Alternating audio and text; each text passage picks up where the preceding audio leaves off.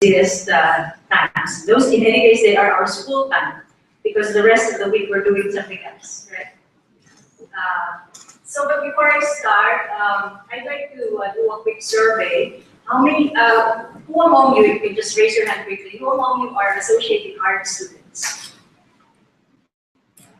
Okay, and then who are our Bachelor of Education Studies students? Okay, and then our Graduate Certificate and Master of Business Education students? Okay, so more than 3 people, if we were going to the right. And then, who among you, in general, regardless of your program, who among you are new UPOU students? Approximately 40%. Okay. And who among you are continuing UPOU students? Okay. And then among the continuing UPOU students, so ibig sabihin ng new, this is your first term, right? Okay. Among the continuing UPOU students who are in their second and third term. Second and third. Okay. So in short, you're still in your first year. Okay. And then who are in the second year of it? At least the second year. Who is graduating? Okay.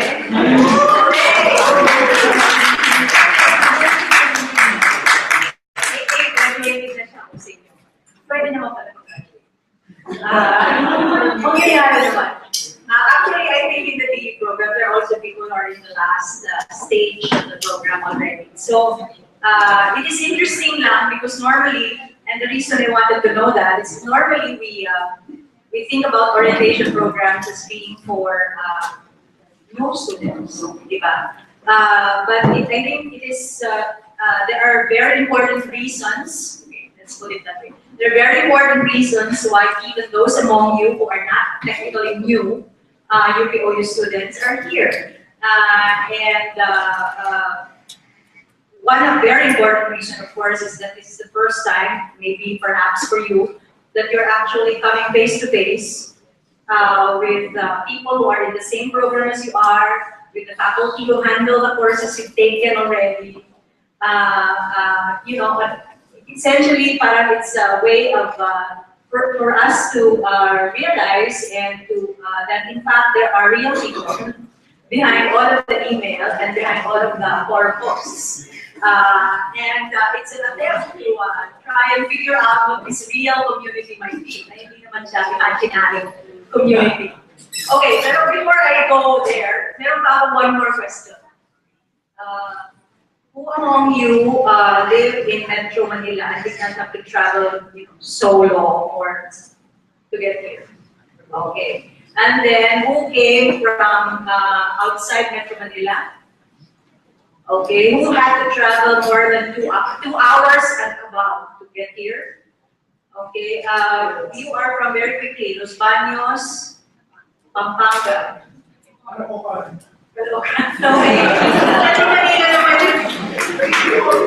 Okay, matraffic kasi. Tama. So, or is Cavite. Okay. Sir, sa may galing? Baguio, good God. Wow! Okay, nanalo ko sa Baguio. Sir, upo naman kayo din eh. Tayo kayo yung natin. Tapos sa akin. Ano ba yan? Yes, Isabela, ilang oras yun? 8 to 10 hours. So, mas natalo kayo sa Baguio. Malapa!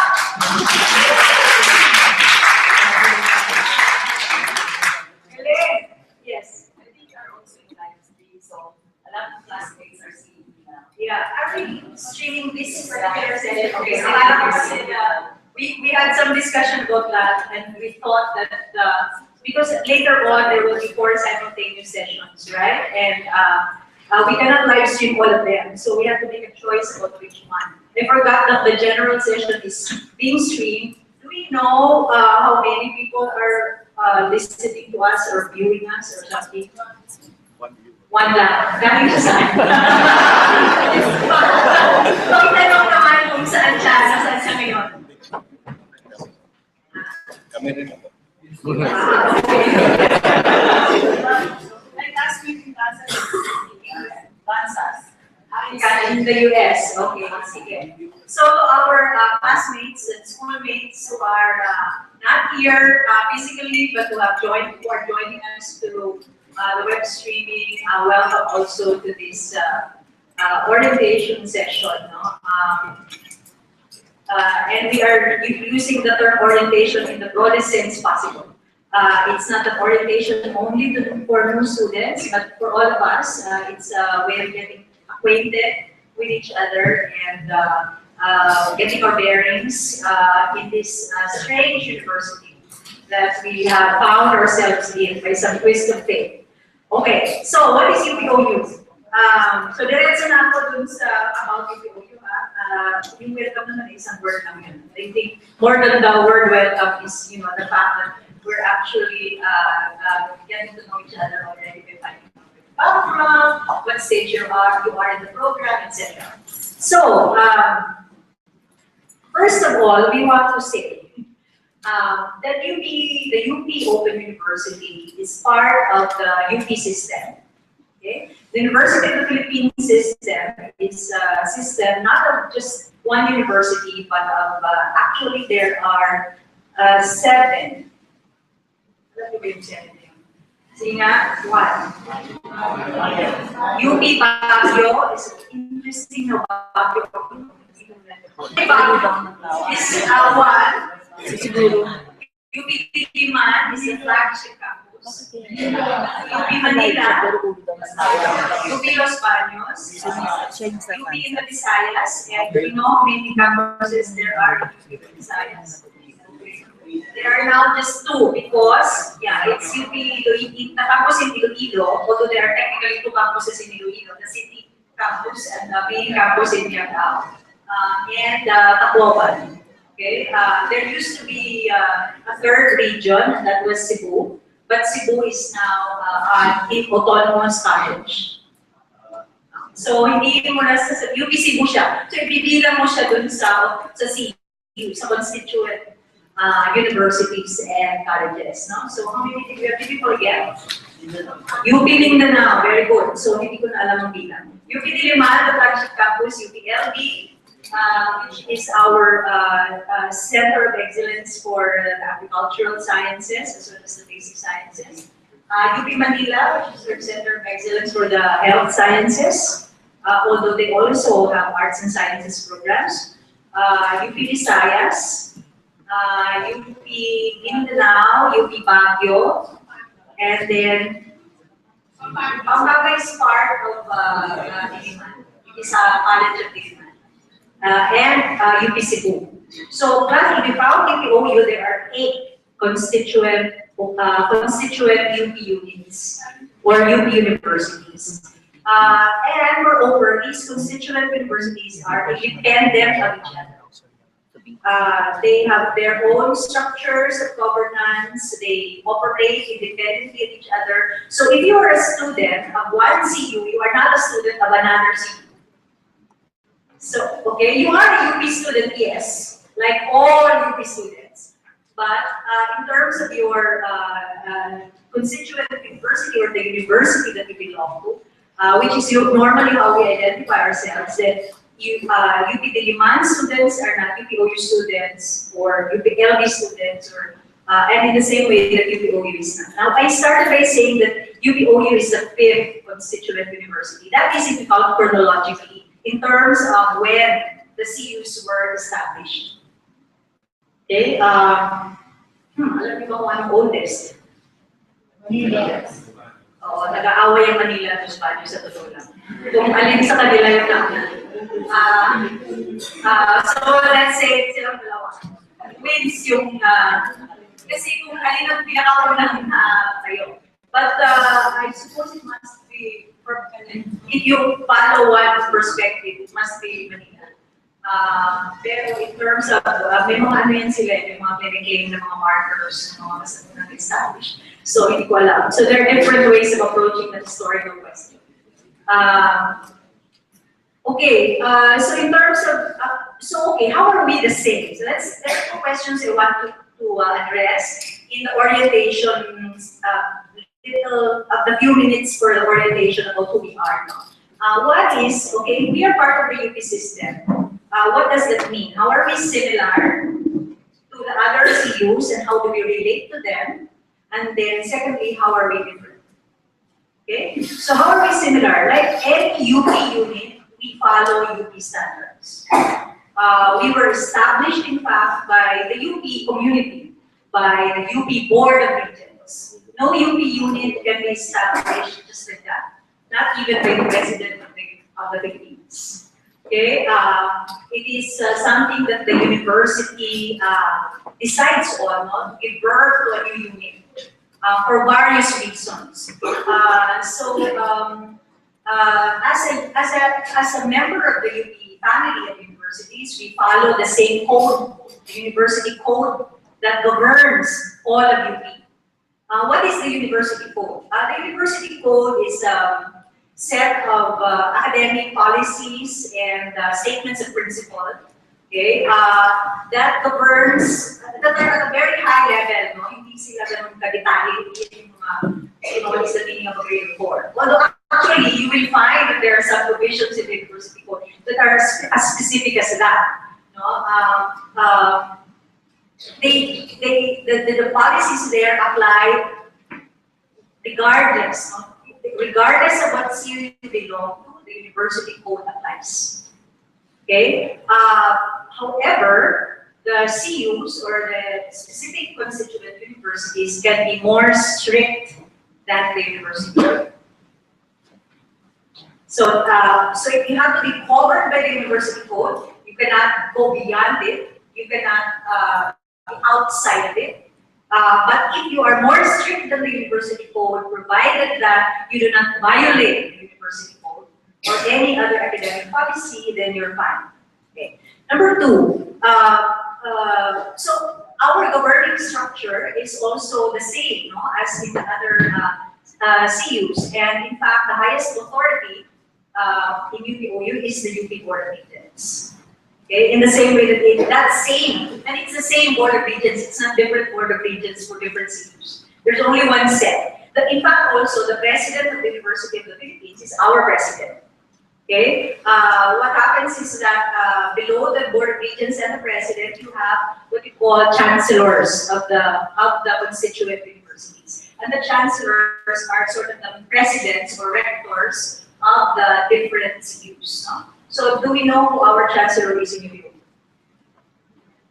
Okay, Grace Javier Alfonso, Dr. Grace Javier Alfonso, who is a filmmaker, director, artist, no, professor. And she has been chancellor. She's the third chancellor of UPOU. UPOU was founded in 1995. The founding chancellor is Dr. Maria Cristina Badolina. And then after her second term, the second chancellor was Dr. Felix Celebrero, Professor Emeritus Felix Celebrero. He also had 2 terms, if I'm not mistaken. And then after his second term, Dr. Grace Javier Alfonso became the chancellor. Dr. Alfonso is now on her 3rd term as chancellor. This is her last term. It ends on, in February 20. Okay. Now, like other CUs, we also have, we are divided as a CU, as a university, we are divided into units, no, called colleges, no. In university as big as UP Diliman, you have more than 40 colleges. I'm not sure, or maybe I'm mistaking programs for colleges. Not 40. There may be certainly more than 20 colleges, no. In UP Los Baños, do you know how many colleges? 9 colleges? Okay. UP Los Baños has 9 colleges. UP Manila, we have a little more than that. Dentistry, medicine. Kasi yung health sciences pa lang, ilan na? Baka ganyan din ang number ng UP Manila, more or less. UPOU has only 3. And moreover, we do not call our colleges college, we call them faculty. That is not entirely strange in university speak. No, in fact, if you go to the UK, colleges are not called colleges; they're called faculties. No? So, why does the UPOU use the nomenclature faculty instead of college? The answer to that will be in the is part of the answer to the second question. What is my second question going to be? How is UPOU different? Nandun pa tayo sa how is UPOU the same? Okay. What else? UPOU follows the same standards, academic standards as the rest of the university system. Which means to say, for example, okay, our standards for grading are the same. If you get a 5 in UPOU, it is the same as, it means the same thing as a 5 in UPDiliman. Okay? It is not less masakit 5 than grade 5 in UPDiliman. Pareho lang po yun. If you get a 1.0 grade, it also means exactly the same thing. Meaning to say, it is the highest possible grade you can get. And you have done excellently in that particular course where you got that 1. So we use the same grading system, and it's not just the fact that it's the numbers that we use, but that each number in that system means exactly the same thing. Okay? So our faculty know that. Okay? So when the faculty grade your work, it is with that understanding in mind. Our faculty are also mostly, if not all, from UP. When UPOU started out in 1995, in fact, we did not have our own faculty. When UPOU started out, there were some doubts about whether it should be founded in the first place, and there was a lot of anxiety about the quality of education when you do not see your students. You know how you know that these are the people who are doing their work, etc., etc. Yung mga ganyan mga agam-agam, pinag-uusapan natin mamaya. So how did the university address that? The university said, the Board of Regents said, well, okay, if we're going to establish this university to forestall doubts of that nature, we will say, and in fact, we will implement the idea that the faculty of UPOU will be the faculty from the other constituent universities. They will simply be affiliated. So may mga ginawang mga arrangement, and in fact, at the time, walang sariling items, faculty items sa UPOU. A few years after that, it was decided that you cannot function as a university if you are so dependent naman for your faculty resources on the other CUs, because of course they also have their load and their priorities, their CU, etc., etc. So UPOU was given its own set of faculty items. However, the hiring of faculty is the same. The standards for hiring faculty are the same. In fact, a number of us are from the CUs. We transferred. In my case, for example, I transferred after 10 years in UP Diliman, the Department of English and Comparative Literature, to transfer to UPOU when I found out that it had its own faculty items, no? And there are several other people among my colleagues who have done the same. Of course, another question would be, why did we do that now? Mamaya na lang yun.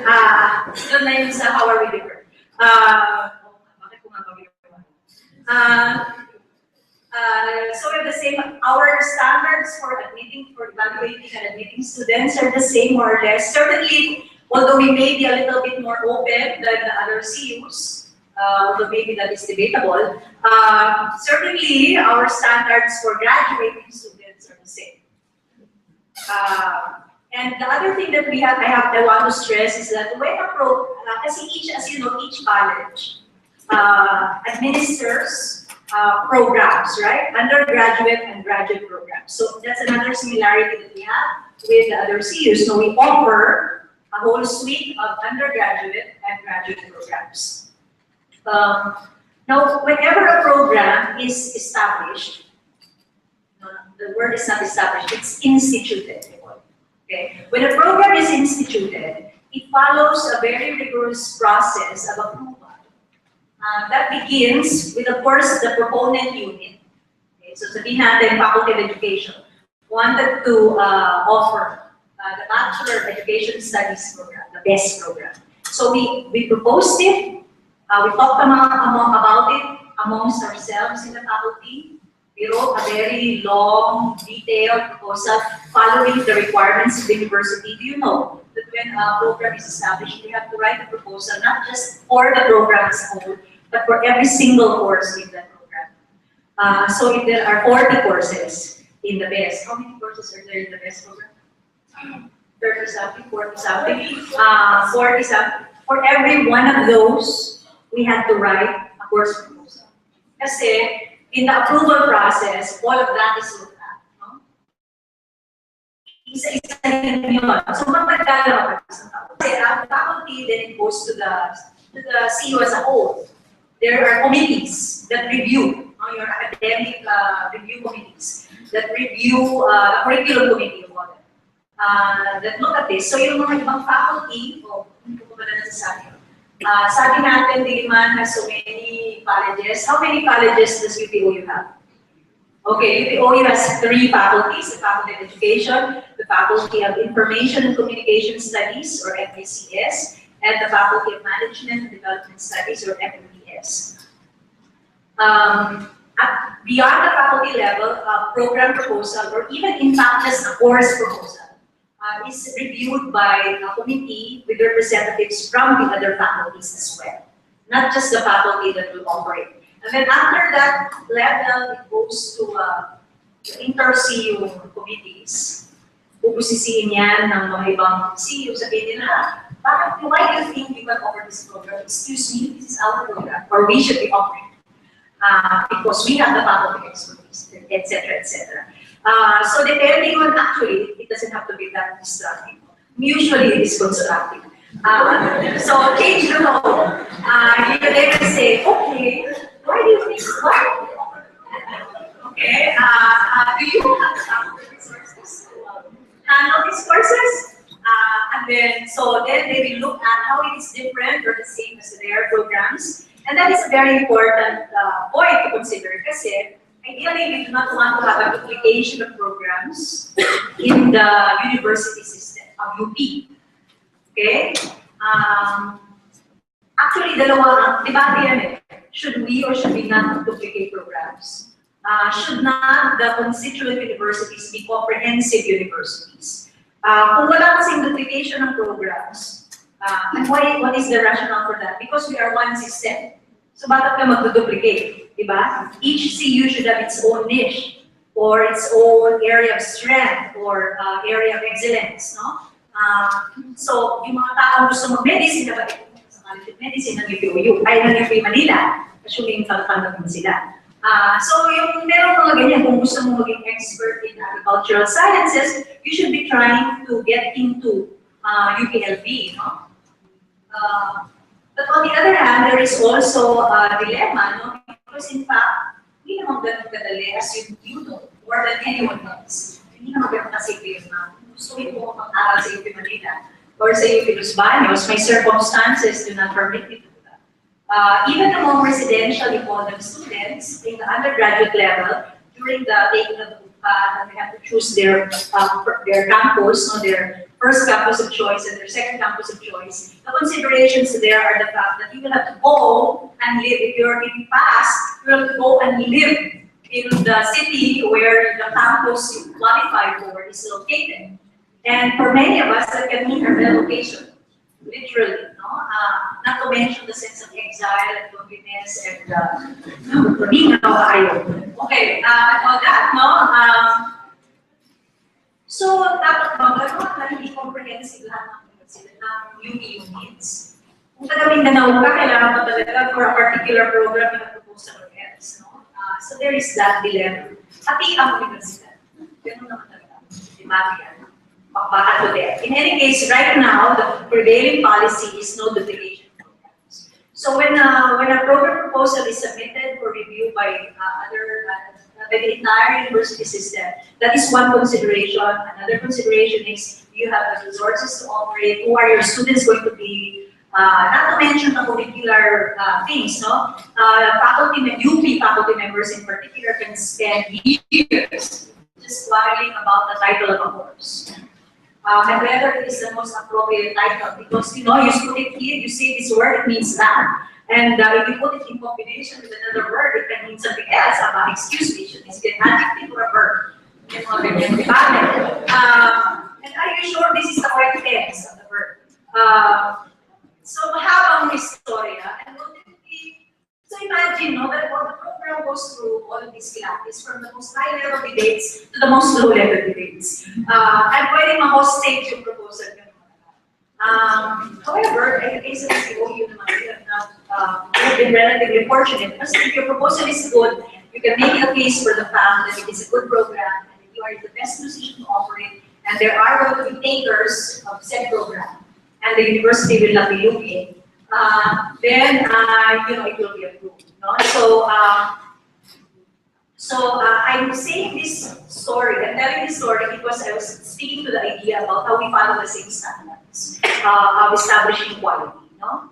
With regard to graduation, it will be discussed later. Graduation is approved. Even if you earn the grades you should earn, you pass. Hindi naman automatic ba? You have to apply, and then that application form is processed. And did you know that it's not just the office processing? Natitignan lang kung kompleto na nga ba. Nakuha mo na nga ba lahat ng courses, at lahat nga ba ng ngayon may pasa. Hindi ganun siya kasimple kasi ang mangyayari niya, pag na-certain na yan ng opisina, ng Office of the Faculty Secretary, na all the courses ay pasa ka ba. Then that has to be submitted. A list of candidates for graduation is submitted to several levels of approval. First, the faculty level, the college level. Okay, so faculty who have never taught you because they are not faculty of your program, will have something to say about your graduation. Okay, and then it goes to the university level, meaning to say the entire university council of your. That's the other thing we have in common with all the other CUs. We have a university council. The highest academic policy making body in UP is the University Council of the CU. The University Council is composed of faculty members who are full-time and who have the rank of assistant professor. What are the professor ranks? Very quickly, you begin in some CUs, they can start as early as instructor. But in UPOU, we do not hire instructors. We hire you with a master's. So if you have a master's, you are qualified for assistant professor 1 rank. How many ba? Ano 1? Ilan po ba? There are 7 per rank. 1 to 7, assistant professor, and then after that, there's associate professor, 1 to 7 din po yun. And then after associate professor, you become full professor. Pero guess how many steps ba now? In full professor, there are 12. So it is possible you will retire not having achieved full professor rank. Okay. But this doesn't matter, no. In UP, as you know, kahit the only instructor in the other CUs, instructors kasi ang simula, fresh out of college, they hire. Kahit po instructor yan, they went through a rigorous process of selection. Inerorize sila ng gusto ng mga faculty bago sila ma-hire. Quite aside from the fact our standards for the academic record of a faculty member are very high. As much as possible, we can afford to hire a faculty member whose transcript shows grades up to 5. And all of that, in the area of expertise of the faculty. Posibleng mababa ang grade niya sa math kung hindi naman siya math major. Pwede yung tagapin. Pero, ang major niya ay communication, yung mga grade is communication ay 3. Kasama bakit namin siya i-hire na faculty? Tapos sa UPOU pa, we are a bit more stringent because as you know, we teach in a certain way. So even a faculty member who can stand in front of you and lecture in an animated way and entertain you to bits will not necessarily be hired in UPOU because we need you to be a particularly good writer. Because we teach with the hand. So if your English is medyo ewan, paano na yan? Palagi lang kayong hindi nagkakaintindihan ng mga estudyante nyo. Although, maybe that's, I don't know about the language. Anyway, so that's how are we the same. So let's go na lang how we are different kasi mo yung tendency. And in any case, we keep on getting there to the how are we different. Okay, how are we different? First of all, UPOU was established to meet a particular objective or aim. And this was to broaden access to quality UP education. Actually, the word used in the BOR approved proposal is to democratize access to quality UP education. Bakit po? Hindi ba democratic UP? Hindi po tayo democratic. Please get that out of your heads. This is not a democracy. This is a meritocracy. You get into UP by merit. You stay in UP by merit. We do not care who you are, where you come from, you know, etc., what you look like. In fact, if you yun talaga, lalo na sa care what you look like. Diba? And you can be sure that when you get a grade of, let's say, a grade you do not like, it is not because naangasan sa mukha mo yung teacher mo. Okay? You cannot be accused of discriminating in that way. Because you don't know what you look like, diba? And we have no occasion to be, to see the expression on your face and get offended by it. Okay, how did I get there again? Okay, so to democratize access, to broaden maybe access, to people who meet the academic standards, intellectual standards, but whose circumstances make it difficult for them to attend what we call residential or face-to-face or classroom-based education. What are these? They're adults and therefore have families, have jobs. Sometimes they're the sole breadwinner. So, you know, they cannot necessarily put their jobs in the back burner, their employment in the back burner, just so they can get a degree. They are far away. Okay, so even if their employment is maybe not full-time, they have time to go and attend the university, they are far away from the university. They're geographically dispersed, they are, so all of these circumstances that prevent people from attending face-to-face residential campuses, okay? Those are the people that UPOU envisions to be their students. That was in 1995. The question is that still true? Now, okay, we don't know. And in fact, is that their circumstance? It would be interesting to find out. No? Kasi syempre nag-change din yan. No? Some, as you know ngayon, it's not so much your physical circumstances maybe, but also the fact that another important circumstance pala is your health, your physical health, your age. Diba?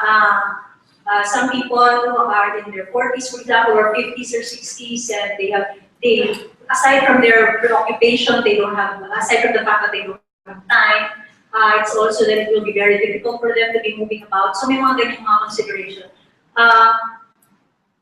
There was a sentence I was trying to finish. I now can't remember. Do you remember? There was a sentence before that. Okay, but let's see. So we wanted to reach out to these students, and we wanted to. There's one more item I wanted to say.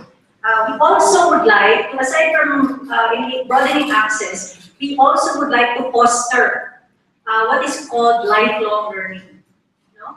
As well as life-wide learning. Ano ibig sabihin ng life-wide? Suppose po. Pero lifelong learning, meaning to say that you do not stop learning naman just because you're already 20 and you have a bachelor's. Diba?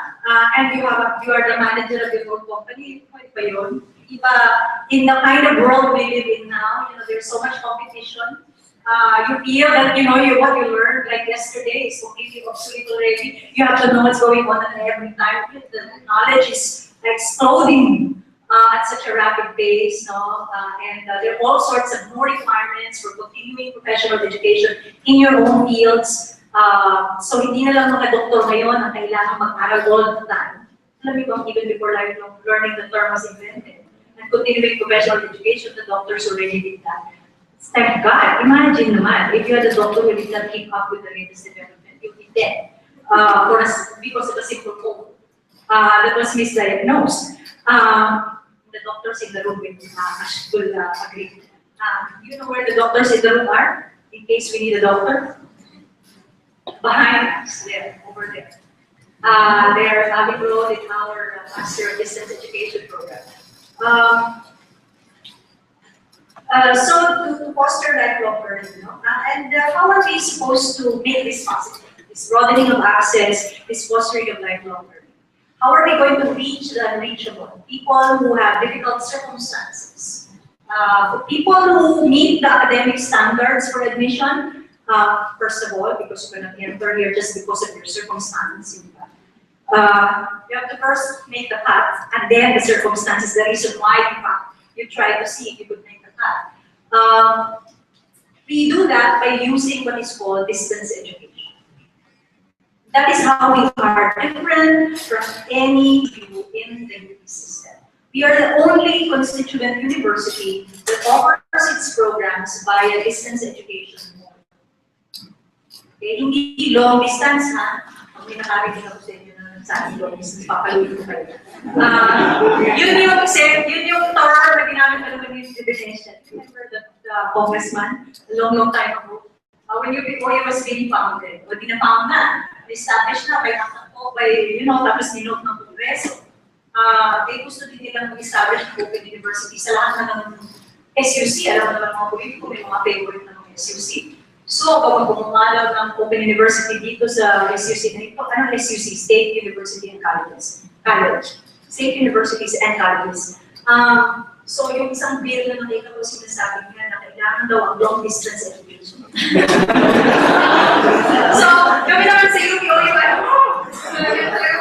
nakaskilay ko there, and then because the UPOU is also the center of excellence and open education. So, lahat ng mga bill na yan, pinapadala din yan sa amin para tingnan ano masasabi ng UP.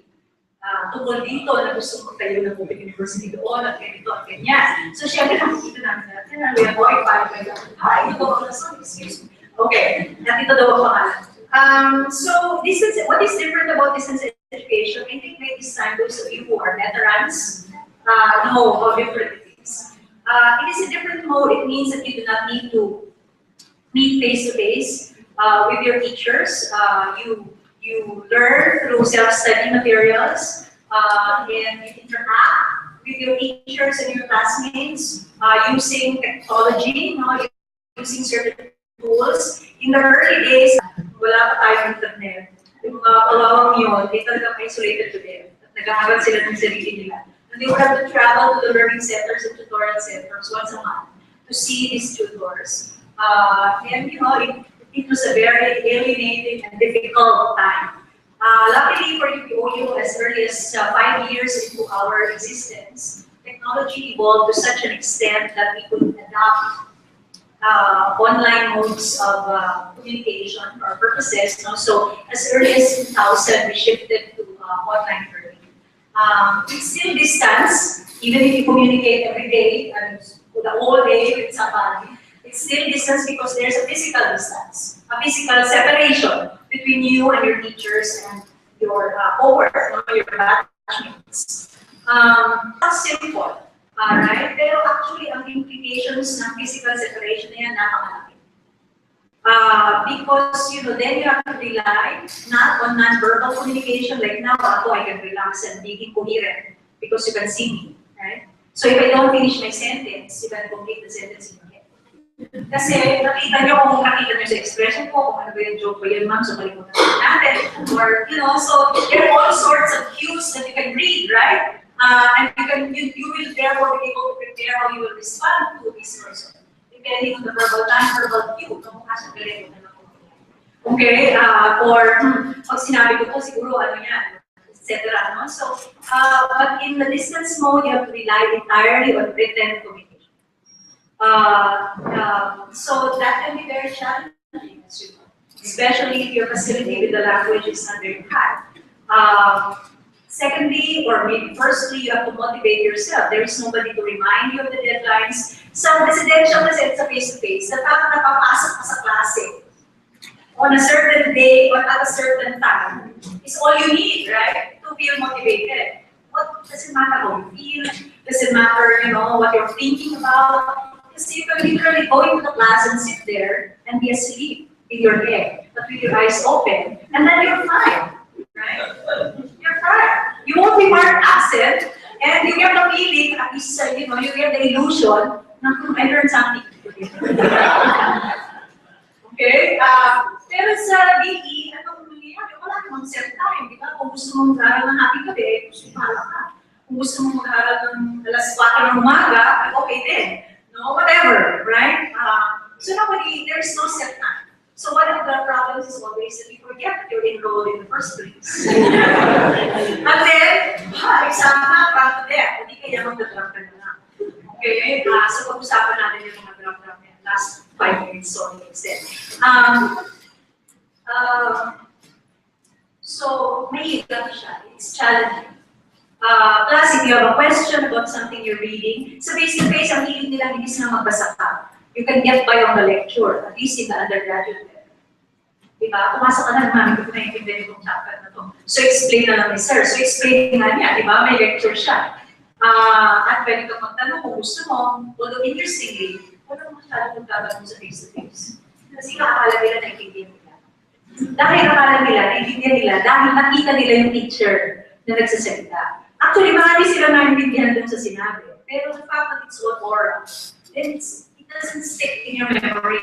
Short-term memory lang yan. How good is your short-term memory? Tell me, is there any person in the world whose short-term memory is better than that of other people? I don't think so.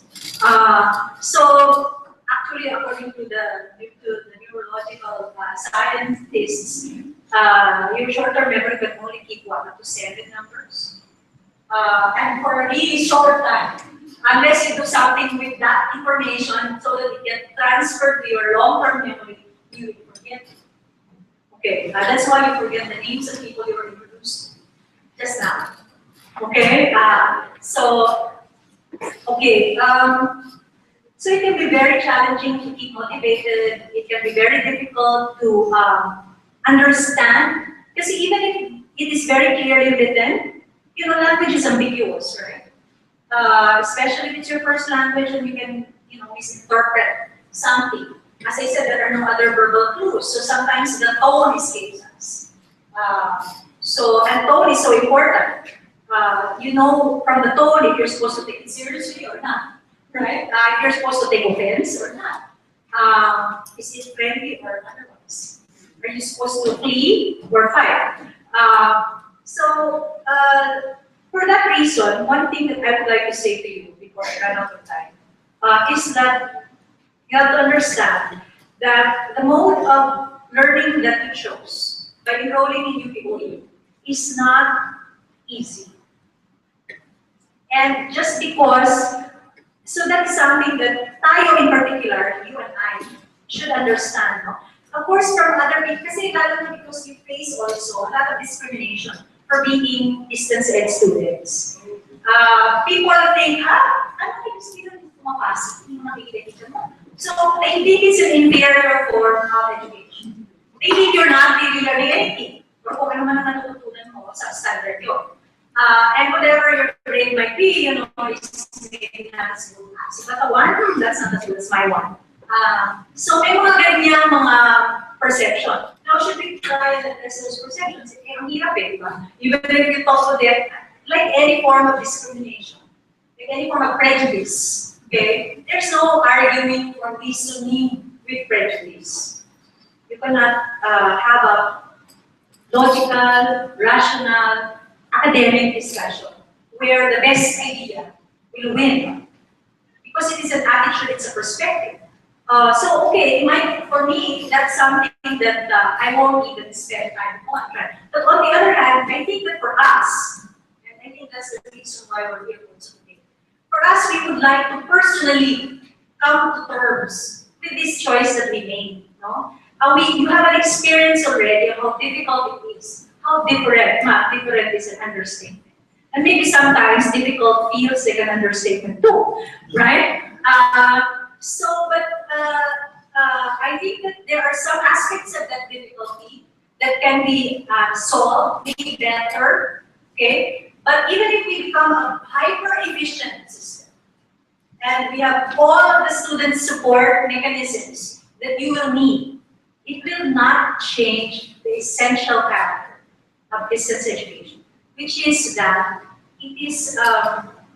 it demands so much of you, intellectually and psychologically. Okay?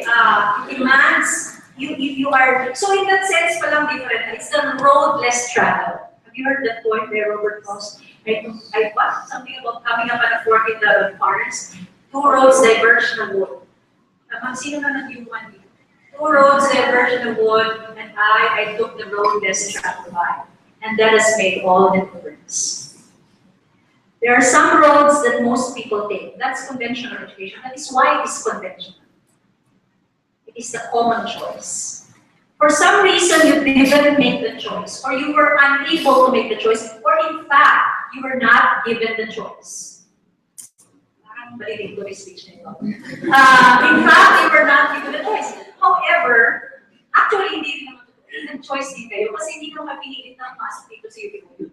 Di ba? Wala namang, nobody pointed a gun to your head and forced you to enroll. You made the choice. Still, making the choice is not, sino ba dito ang American? Most of us? No. You mean the rest of you aren't married? Good heavens. Are you in lifelong relationship? No. You're not married, you're in a committed relationship. Long-term committed relationship. I'm in a relationship, says Facebook. Tayo lang ba yun? Anyway, whatever. Doesn't have to be marriage. But why was I talking about marriage? Because when you make that choice, it's only the first step, right? It doesn't make it easier. It doesn't, if you get married to somebody, you make the decision and you say, I do. It doesn't mean your life will be a bed of roses. Ganun din yan sa UPO. When you make that decision, difficult na nga yung moment na yun. Hindi pa pala masyado kaintindihan how difficult, how different it is. But the difference I would like to say, and I have to stop already because I'm going to be more and more, we'll gather more and more. I would like to just say, we will talk about how different it is in the nitty-gritty throughout the morning, especially in the programs. I'd just like to say that the difference is not negative in value. You made the more difficult choice. All of us, we all made the more difficult. Because it's not just you who is having difficulty. The faculty is also having difficulty. Yung mga faculty natin, they are also emotionally battered by the difficulty of teaching at a distance. It is not easy. So why are we doing this? We have to ask ourselves. Why don't we just all go back to the classroom, physical, and then it will be so much easier. But the fact that it is not easy means also that we are not ordinary people. That we have the resources. Maybe some of us don't know it yet. Doesn't feel like you have the capabilities. Pero those of you who sino naman ang graduate ko, ayan, pwede ka lang mag-graduate. Habang ka rin dun sa point na yun. No, na mag-graduate ka. So, in fact, marami na mo ayaw na pag-graduate. Aabutin kayo doon, and then you learn certain things about yourself. No?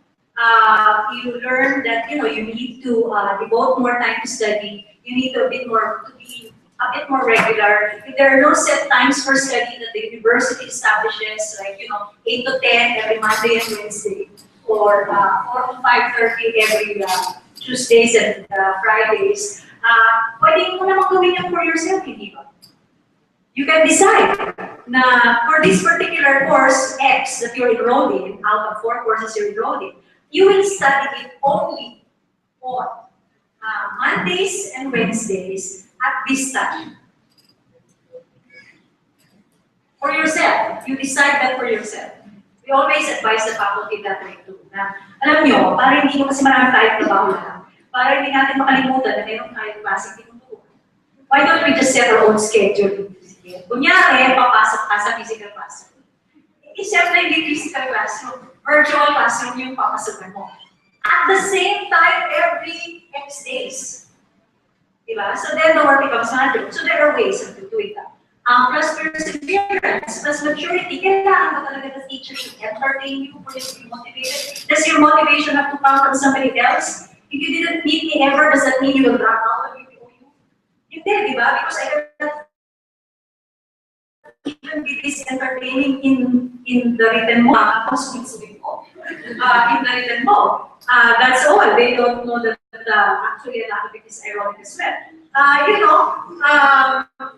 But does not have to come from somebody else, that motivation. You've been through so much already in your lives. Really, do we have to depend on others for that thing? No, I know that the university can stand a lot of improvement. We are working on it, and this is part of it. This is one activity towards that. No? That maybe, oh, sige ma'am, we are resigned to being in exile, to being lonely and alone, to study in solitude. Pero does it have to be that, is there no opportunity for communion, for making connections, no? And this is one way, I guess. No? And there can be other ways that we can talk about to do that. But for now, I want to say congratulations for making the difficult choice. When you graduate, I will say to you, congratulations for sticking with your difficult choice and making it work. Thank you.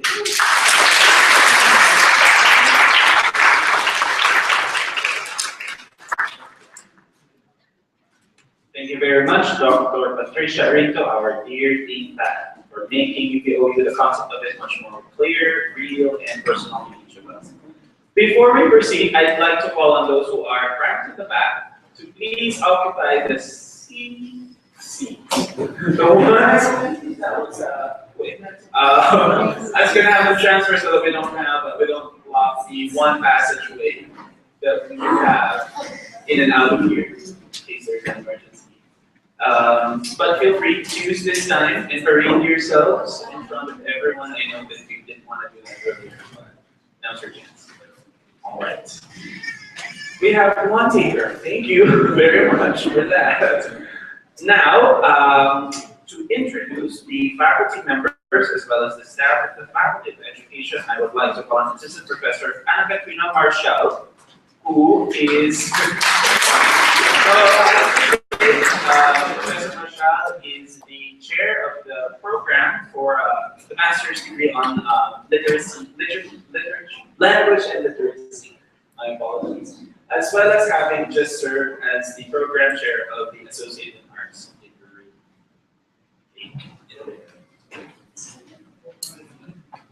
Okay. All right. Who are the members of the Faculty of Education who, in their own way, help you make it work? All right. Of course, we met our dean, Dr. Patricia Rito. We have over there. Look at the face there, and the real person. This is Professor Tracy Reyes, our faculty secretary, and she's also the chair for the Bachelor of Education Studies program chair. We have Sir Becky, Ricardo now, our registrar. He also handles PhD and some sort of PhD courses and some courses in AA.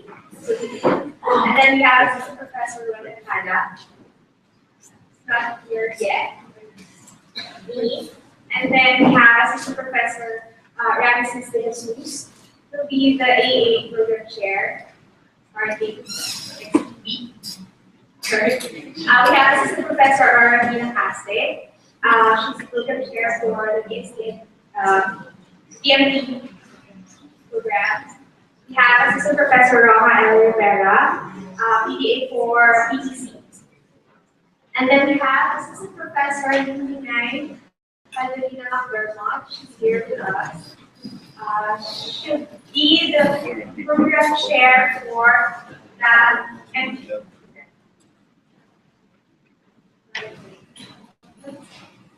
We have Assistant Professor Juliet Aleta Villanueva, the AAPC president of longest time, and Assistant Professor Marisol Hidalgo. They're on leave, but they're still full-time faculty members. Okay. We have Ms. Marie Arborena and Ms. Rubita Data, our university researchers. They're over here with us. I don't know. Ms. Ruby! She's shy kasi, but then we have Sir Maxine, Sir Marcelino Delphine, and Steven Salon, our officer and assistant. And then finally we have Mr. Celestino Pinas and Mr. Reno Mercado. They complete the support staff of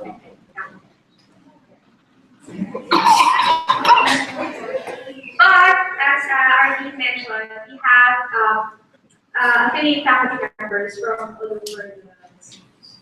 So you Thank you very much, Professor Marshall. So now we would like to take some time to walk you through the academic processes and procedures, as well as the student support services that are in place. So I'd like to call on Assistant Professor Charisse Reyes, who is also our faculty secretary. Thank you, Dean Pat and Kitch. Kitch introduced the regular faculty members. I always say this, we're not regular faculty members, we're exceptional faculty members.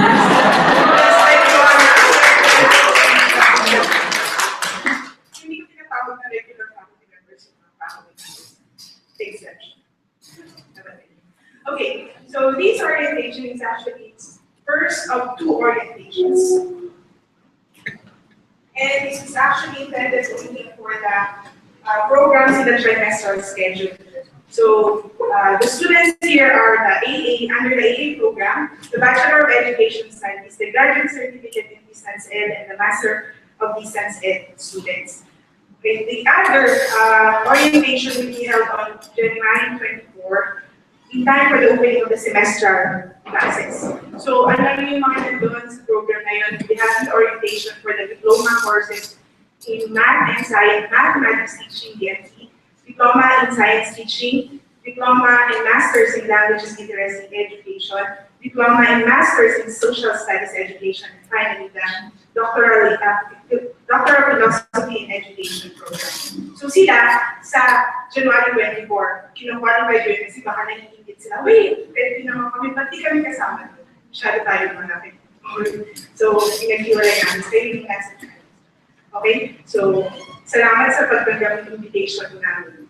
Nandito kayo na. Lalo na yung, nandito ba yung sinagot ko na, I'm coming from Northern Luzon. Did you make it? Yung ikaw ba yun? Then somebody asked me, Mom, I'm coming from Northern Luzon. How can I go to Diliman? Kasi sinabi ko talaga sa kanya, are you really sure you're coming? Kasi alam ko namang may live streaming at we're arranging for a live streaming. Baka pwedeng live streaming. Hindi na ako sinagot. Nandito ko na. Anyway. Okay, so the aim of this part of the orientation is for you to have a more peaceful life. So para hindi kayo nakaka-receive na, para hindi kayo susulitan, para directed yung buhay nyo, alam nyo kung sino yung hahanapin nyo, and then nyo ay hindi masyadong masungit. Parang guilty kasi din ako. Anyway, let's start with the first one. Okay, the Faculty of Education will take charge of you after you are admitted to UPOU. So everything, all other concerns before you are admitted, nasa Office of the University Registrar yung concern. So the Faculty of Education will start from number one, after you enroll in your first term of UPOU. Hanggang sa graduation. Ganun yung maliwanag na hatian. Okay? So let's start first with your academic calendar. Why do we have to start with the academic calendar? As Dean Pat mentioned earlier, we tend to forget our schedule. So I already printed out the trimestral schedule for you, and please paste it on your mirror, door, laptops, lahat. And this can also be accessed in the www.ppoU.edu.ph website. So you cannot tell me that you missed the deadline. All of those in the attendance sheet will be marked that they know that there is an academic calendar. So nobody from this and the live stream, all of you, okay? You cannot tell me that you missed the deadline. Please, okay? Is that clear? I miss teaching residential students. Sabi ko kanina, kakaiba yung DE audience. Kasi walang nag-detect sa ilalim. Pinobserve ko kayo, yung klase ko 5 minutes pa lang ako, nandun na lang sa ilalim ko kami. Nag-detect. Kayo, amazing. Wala. If we have internet, wala nag-Facebook. So, awal makamiss ha. That's number one. Number 2. So what are you going to see in the academic calendar? So the academic calendar will give you the schedule for number 1, the registration.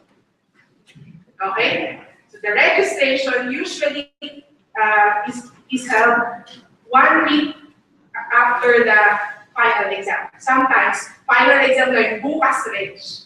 So dapat alam niyo yun. Okay? Not knowing the schedule for the enrollment is not an excuse. Okay? Ako kasi nakakamisin ng mga kinayas for yes, extension of blah, blah, blah. Hindi na pwede yun, ha? Number 2, you can also get from the schedule, from the academic calendar, the schedule of the first day of classes. So, you know, kami pinaghahandaan namin yan.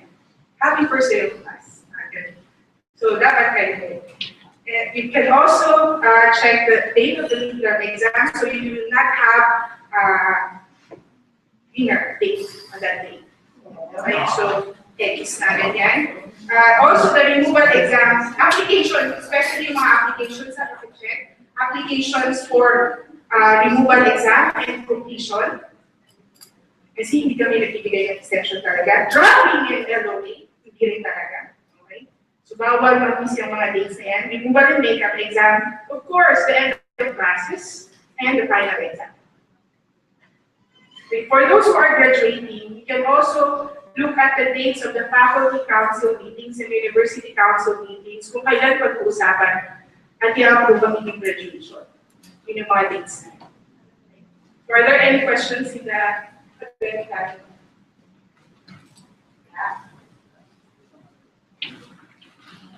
Alright, the next item on the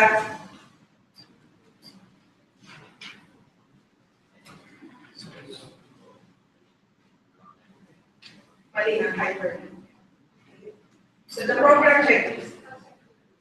The program checklist, this is actually a new innovation to have give you an idea of how long is your journey in the program. So for example, in the AA, so best na lang muna, Bachelor of Education Studies, dahil competitive akong program chair. Alam niyo ba yun, hinahabol ko talaga yung attendance ng AA sa orientation ko. 29 na yung AA. Dapat 29 na din yung best. Hindi na lang ngayon, 30 pala yung AA. 29 yung best. Kasi, yung mga best, medyo naging sila eh. Bukayin sila. Yeah, best. Bachelor of Education Studies already received their copy of the program checklist during the registration period. So, ang gagawin sa program checklist, actually the program checklist will be provided later in your program orientations, but basically it includes all the courses that you need to take to finish the program. You can easily see na, oops, pangarap lang pala pag-graduate ko ng third trimester. So, mamaya sa AA, ma-realize na, oops, pangarap lang pala siya. Okay? Hindi pa pala siya talaga yan. We also have the program checklist for the Master of Business and as well as for other programs in FBA.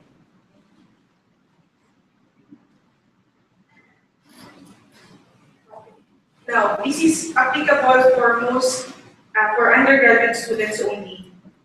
MD and GCD, they don't have application for transfer of credits. Most of the students that we accept in FED are students, former students of other universities.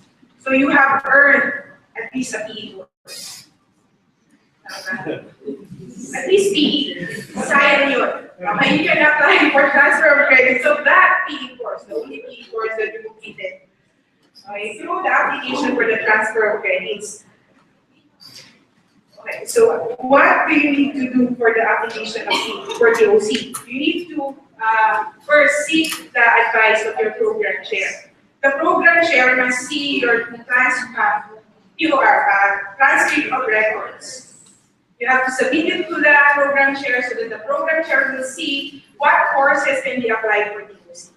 And then the program chair will advise you what courses can be eligible for transfer. Tapos yun ilalagay nyo sa form. Take note na under that form, advice from PC. Kasi yung iba nangarap ETOC yung mga courses sa engineering, sa AA. Engineering, mga material design, mga ganun. AA po yung program mo, sir. Hindi po yung material design covered sa AA. Para wag lang dumami yung photocopy ng form, directed na yung isasabihin ko sa faculty secretary at ako din po yun. Okay? Ano yung itsura ng form? The form is already available. We send it out also to the undergraduate students. Medyo maayos yung form na yun. Usually, the courses that are applied for transfer of credits are the GE courses that you previously completed. So, as you know, there are 3 domains in the GE program: the Arts and Humanities, and the SSP, Social Sciences, and Philosophy. The third one is Math, Science, and Technology. And then, of course, we also consider other courses like the Rizal course, or the TI 100, and your PE and MSc courses. Yung mga bagong student, alam mo then your form will be evaluated by the faculty secretary. Expect the result in 1 month. Validation will be March 22. So those of you who will be required to take the validation exam for these courses will take it on March. March 22. Okay. Who will take the validation exam? UP courses the validation exam for UP courses are waived. Yes. Okay? And then courses taken from other universities, you have to take the validation exam for these courses. However, if you have already completed the bachelor's degree and your AA is just a second degree, the Bachelor of Education Study in second degree mo, we already made the validation exam for these G courses. Bukod doon, you have to take the validation exam. You will be duly notified of the schedule of the validation exam. So you have E required. Now, for those who will no longer need to take the validation exam, you may need to submit a request for course substitution, especially if the course numbers are not the same for the course. So, ito yung itsura ng form. Kayo mag-alala, lahat yan ay magiging available sa website. Or available na din naman siya ngayon sa UPOU website. Hindi lang nila hinahanap. Ano yung itsura ng course hub? Type mo sa Google, UPOU course hub form lalabas sa'yo. Diba? Now, for those who will be taking the validation exam, I strictly implement the confirmation slip policy. If you do not give me a confirmation slip, you will not be allowed to take the validation exam. Remember that we arrange your exams in your learning center. So if you will not be notified that you intend to take the validation exam, you will not be arranging any exam for you.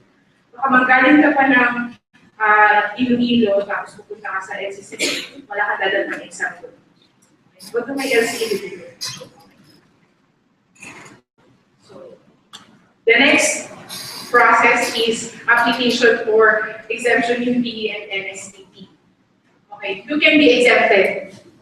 Number 1, PE with disability and or students who are admitted at the age of at least 30. These are the instances where we will thank God for being older than your classmates. Okay, so if you're 30 by now, you can apply for exemption from PE, but you have to write a letter of request. Attached to your letter of request is your birth certificate.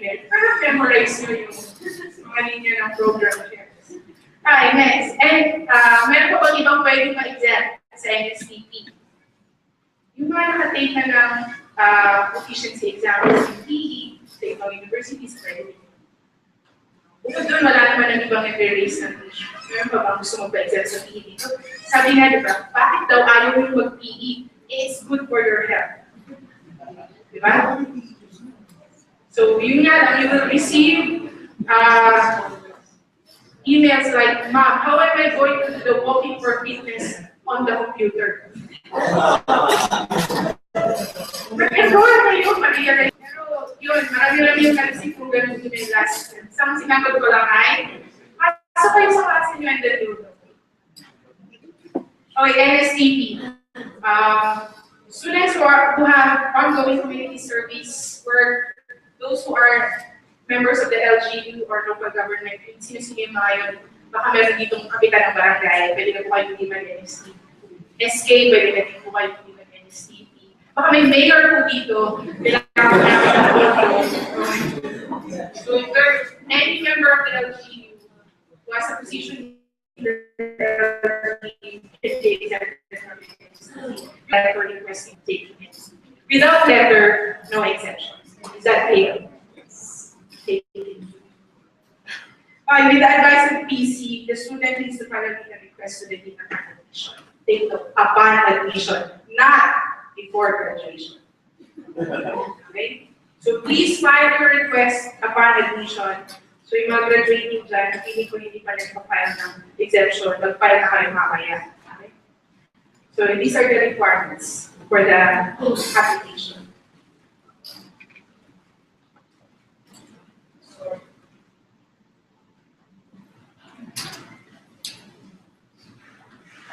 Layo na. Admission pala.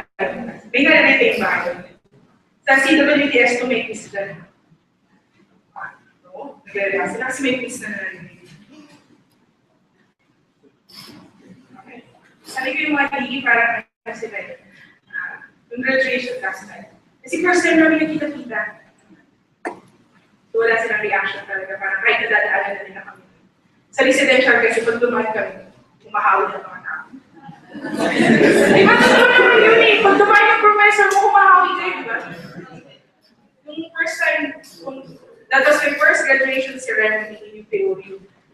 Talaga, dadaanan ko lang. Pero okay lang. Sa classroom na lang tayo kita. At least doon, di ba? Pag na-realize na, oh my God, si Prof. Reyes pala to. Una sabihin, Dear Cherise. Tapos pag na-realize na ikaw pala si Cherise Reyes. Sabihin, oh my God, you're Ma'am Reyes. Nakakabawag ka. Nasa na tayo? Malayo na tayo. Application for exemption for course classes.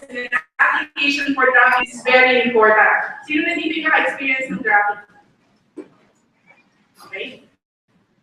So, sino yung naka-experience ng drafting ng malwalhati? Isa na. Dalawa. Sabihin na kapag drop sila ng malwalhati, walang ibang problema. So, sana, I hope this will give you an easier time. Okay, what is dropping? Let's define what dropping is. Dropping of a course. That is, if you want to discontinue your attendance and participation in any of your courses. So, to discontinue, sabi nga kanina, it's always a choice.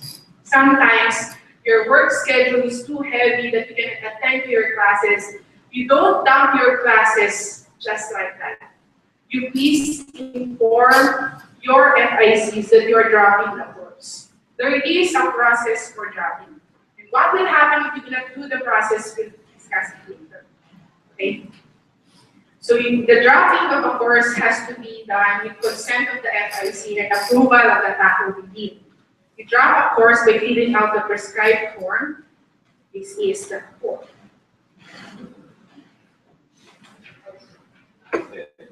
Something like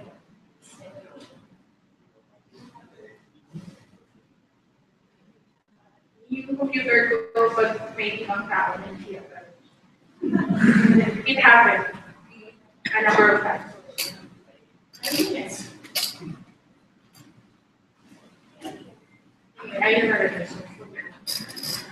There is a form and it is available at your learning center. You have to do your application at your learning center because it has to be signed by your LC coordinator.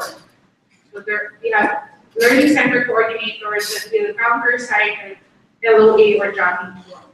Take note that you have to do this before the 3 parts of the trimester has lapsed. And you 3 parts of the trimester. 12 parts, I don't know. 1, 2, 3, 4, 5 times up. Bago yung mag-math.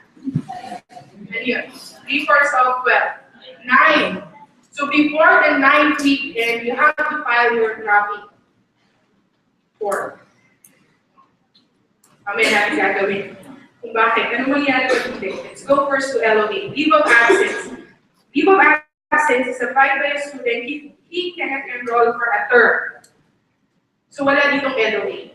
Sa crowd na to, nobody is in LOA because all of you are enrolled students. I'm sure. Okay? So you can apply at the start of the term if you think you cannot make the cut, for example, the deadline for enrollment, you don't have money to fund your studies, pwede kayo mag-file ng leave of absence so that you will not be on absence without leave. The absence without leave, you require an application for readmission subject to the approval of the program chair and the dean. So hindi ibig sabihin na pag nag-file kayo ng readmission, lahat naman natanggap sa UPOE, yun naman dalagdag ng mga tao. So mag-react na lang ako, okay lang yun. Hindi po lahat na-approve ng readmission. Okay? Is that clear? Plus, the fee for the LOA is only 150 pesos. The fee for the AWOL, or readmission, is 225 pesos. So if manghihinaya kayo sa 75 pesos, mas pwede ka lang naman ng LOA, di ba? Kaysa AWOL. Sayang din ng 75 pesos. 3 oras kensing parent siya. Or 75 pesos, ilang MB na yun sa inyong mga data connections, di ba? You can also file a leave of absence during the term before the 3/4 of the trimester has lapsed, if you decide to discontinue. Ano yung difference ng dropping sa LOA? Yung dropping, pwede pa isa-isa lang yung discontinue mo. Sa LOA, lahat yung discontinue. So if you do that, all your courses will have a final grade of drop with a remarks official LOA remarks. But normal na dropping lang, isa-isa, remarks ng po ay drop, at the grade is drop with a remark official. Ngayon, kung hindi kayo nag-drop, tapos hindi na kayo pumasok, it's a conscious decision, hindi na kayo papasok, anong grade na makukuha niyo? Ano ulit? O bakit yung 5 hindi nyo masasabi? It's a 5. Pwede it's a 5. Kung ako tatanungin, it's a 5. Pero, may mga, there are instances wherein a grade of drop, unauthorized, is given to a student. But don't expect all FICs to give you a drop if you stop attending classes without telling your FICs. It is very important that you inform us. Is that clear? Why? Why? Bakit kailangan? Okay. So pag nag-grade kami, hindi yung sinabi sa akin na kayo ay magdadrop. Wala po, hindi yung ano nangyari sa inyo. Sabi nga, is she dead? So huwag naman po sana. Pero hindi natin alam ano nangyari sa inyo, will be clueless. And what if you have a valid reason? Diba? Pwede naman yung, hindi naman po kami heartless. So you can tell us that you are dropping your course because you cannot make it because your schedule is too tight. Or you have another daughter to come. Okay? So hindi mo talaga masikaso yung athletes. You can be given a grade of drop instead of a 5. You just need to inform us. Actually, to expand a little bit, ganito kasi, if you don't file an application for dropping, we cannot assume that you have withdrawn. We would be wrong to assume, di ba? Wala kaming basis. So, ibig sabihin, dahil hindi ka nag-drop, nandyan ka. Right? Dahil kung nandyan ka pa, hindi ka nag-submit ng assignments, you will get failing grades in those assignments. And if you did not take the exam, then you will also get a failing grade in the exam. So if you compute all of those failing grades, the result is a 5. That is why it's a 5. It's not because you were insulted that we disappeared. Okay? It is simply because that is the only reasonable basis. Pag sinabi kasi if we assume that the reason you're not showing up anymore and you did not submit anything is because we have withdrawn, then somebody can always say to us, so why are you assuming that? Na nag-withdraw na siya. Ano yung basis mo? So the application form for dropping is our basis. So do not be put off by the idea na kailangan mo ng consent ng kung sino kilala para mag-drop. Hindi ba right ko yun?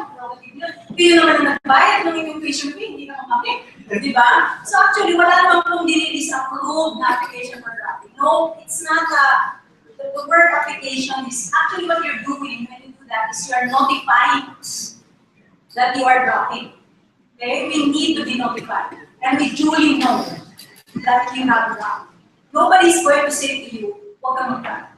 O hindi ko pwede mag-drop. Sometimes, so that's generally the case, right? So that's why we would prefer that you simply file because we cannot make any assumptions. And in fact, the university code says, and the UPOU rule says, that if a student failed and did not file a dropping form, then the grade of that person cannot be dropped. It has to be filed. There are some professors, as already pointed out by Professor Reyes, who do not take the harsh position and who instead give you a drop anyway. Kaya lang, dun sa remarks followed in the grade sheet, we have to indicate that it is not an official drop. It is an unauthorized withdrawal. Okay? Now, sometimes what will happen is if you discuss your dilemma with your FIC before you actually file a dropping form, the FIC can advise you. The FIC is not masungit and caring. The FIC can say, ba't ka magdalagi siya sabihin mo, di ba? Na-kesyo, you became nervous at work, etc. So, titingnan niya yan, and sabihin niya immediately na, well, you already performed well in the first quarter, you submitted an assignment, this was your grade, sayang naman. Baka naman gusto mo lang, hindi drop, kundi extension.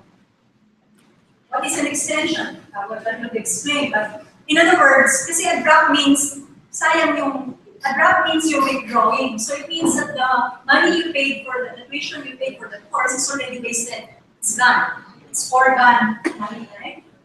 Whereas if you're extended, which is a valid grade, it's an incomplete, in short, kung sa regular CU, no? So there is a possibility that instead of dropping, you may be advised to get an incomplete or an EXC instead, which would actually a better option for you. It doesn't mean you have to take that advice. You can always say to your FIC, ma'am, gusto ko pa rin mag-drop talaga. But okay, no problem, right? So at least your FIC has been put on notice that you have refusal.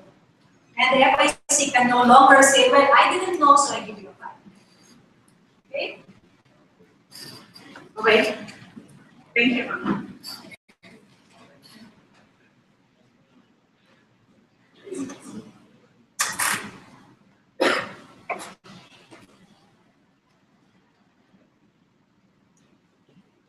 Now, ma'am mentioned about EXC. We're about to conclude. Let's go first to the removal of the core. So we have in the UPC and the 0.25 increments up to 3. 3 is passing, 4 is conditional, 5 is failing. Okay. So 4 is a conditional grade. That means conditional failure or conditional pass can be removed by taking an exam, taking and passing an exam. So a 4 can only be removed to become 1 grades. Either a 3 or a 5. And then you can do your application for removal exam online in your student portal. Kindly check the deadline also from the academic calendar. Take note that you have to be enrolled during a term. So it's either you take the removal exam with enrolled courses. Paano kung walang courses? Anong gagawin? You have to file for residency. Okay, so what is residency? You cannot be allowed to take any removal or completion exam without being in courses for the residency. So enrollment for residency is only for a student who already completed all these courses or has no course to enroll during the term and are the following. Number 1, completing thesis or special problem. This is applicable to the MDE students. Diba, pag EDT 298 na kayo, residency lang ng residency every term. And then for the removal of 4, completing an EXC or extended mark, or if you are only awaiting graduation. So these are the only cases that you have to apply for residency. All other reasons for applying residency are okay ang kailangan. Okay? So if you cannot enroll during a term because you don't have sufficient funds, then you have to file for LOA, not residency. Is that clear? So you can ask for the consent of the faculty secretary or the program chair, and then you have to submit a form to your learning center for your enrollment in residency. So what is an EXT? So EXT is an extended mark. This is the EXT that is being mentioned by Dean. You can complete this by either submitting the lacking requirement as specified in your in the grade sheet. So when a teacher gives you an EXT, they are required to specify what the lacking requirements are. So you can submit it or take a completion exam. By the completion exam, by the final exam. And then you can do the application online. You must be enrolled during the term. If not enrolled in any course, also you have to enroll in residency. So let's look at the EXT for ano ba yung EXT? Kailan pwedeng mabigyan ng EXT ang estudyante? So a student who is unable to complete the requirements of a course may be dropped with or without a grade of 5 or marked EXT or extended depending on certain conditions. Number 1, has not done any work and has no valid excuse for his delinquency, he cannot be given a grade of EXT. That's an automatic painful 5. Next, if the class standing throughout the semester is passing but fails to take the final exam or fails to complete other requirements of the course due to illness or other valid, bold, underline, caps lock para depends. Reasons. You may be given an EXT by your FIC. They could valid, kailangan verify ng FIC kung valid talaga yung reason. And then has not done any work but presents a valid independent excuse before the 3/4 of the term has lapsed, you can be given an EXT. Otherwise, if you submit it after the 3/4, you'll be automatically given a 5. So again, valid, caps lock, underline, para text. Okay? Uy, may pagkasa na ako, pwede na ako magpa-EXT na lang. Hindi po ganun yun ha. Alagay dyan, corrosive, use only with caution, yung number 4. Has done any amount of work, any, for the course in which work is passing, with or without valid excuse. You can be given an EXT by your FIC. Corrosive, sabi sa akin. Pag corrosive, huwag mong pasalit-tawakan. Diba? Use with caution because the FIC can still give you a 5. Because, pwede niya sabihin, hindi naman valid reason yung binigay mo. Pero kung hindi ka magbibigay, kailangan passing ang standing mo. Kung isa na yung sinabit mo, tapos 10/100 ka sa quiz 1, huwag ka nang magtangka, kumasama ng EXT. Okay? If a student has done work which is failing, but who is able to present a valid written excuse before the 3/4 of the term has lapsed, he can be given an EXT mark, or may be advised to drop the course. That's why you need to inform your FIC kung ano yung circumstance mo sa course na yun. If the excuse is valid but is presented only after the 3/4 of the term, you may be given a negative time. Okay? Maliwanag ba? Ayaw, wag kayong magre-reklamo. Ma'am, di ba dapat i-EXT ako? Sabi ng university rule, number 4. Sasabihin mo naman, di ba, may corrosive, use with caution. Okay? So, dapat valid ang excuse at passing ang standard. Before we move to the next one, what would be valid? Yes. And that's not a rhetorical question. I'm really asking you a question. What do you think are the valid reasons or valid excuses? Illness. Work can be valid, yes, depending on circumstances.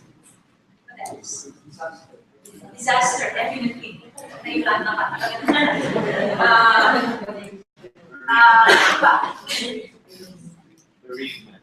Bereavement. Exactly. Somebody died. Somebody very important. Your significant other. Yun ang tawag sa psychology. Your significant other. Halimbawa, parang ginawa ka Yung mga there's a term for that. If you were Delta, you were a victim of fire, or disaster. Aside from disaster.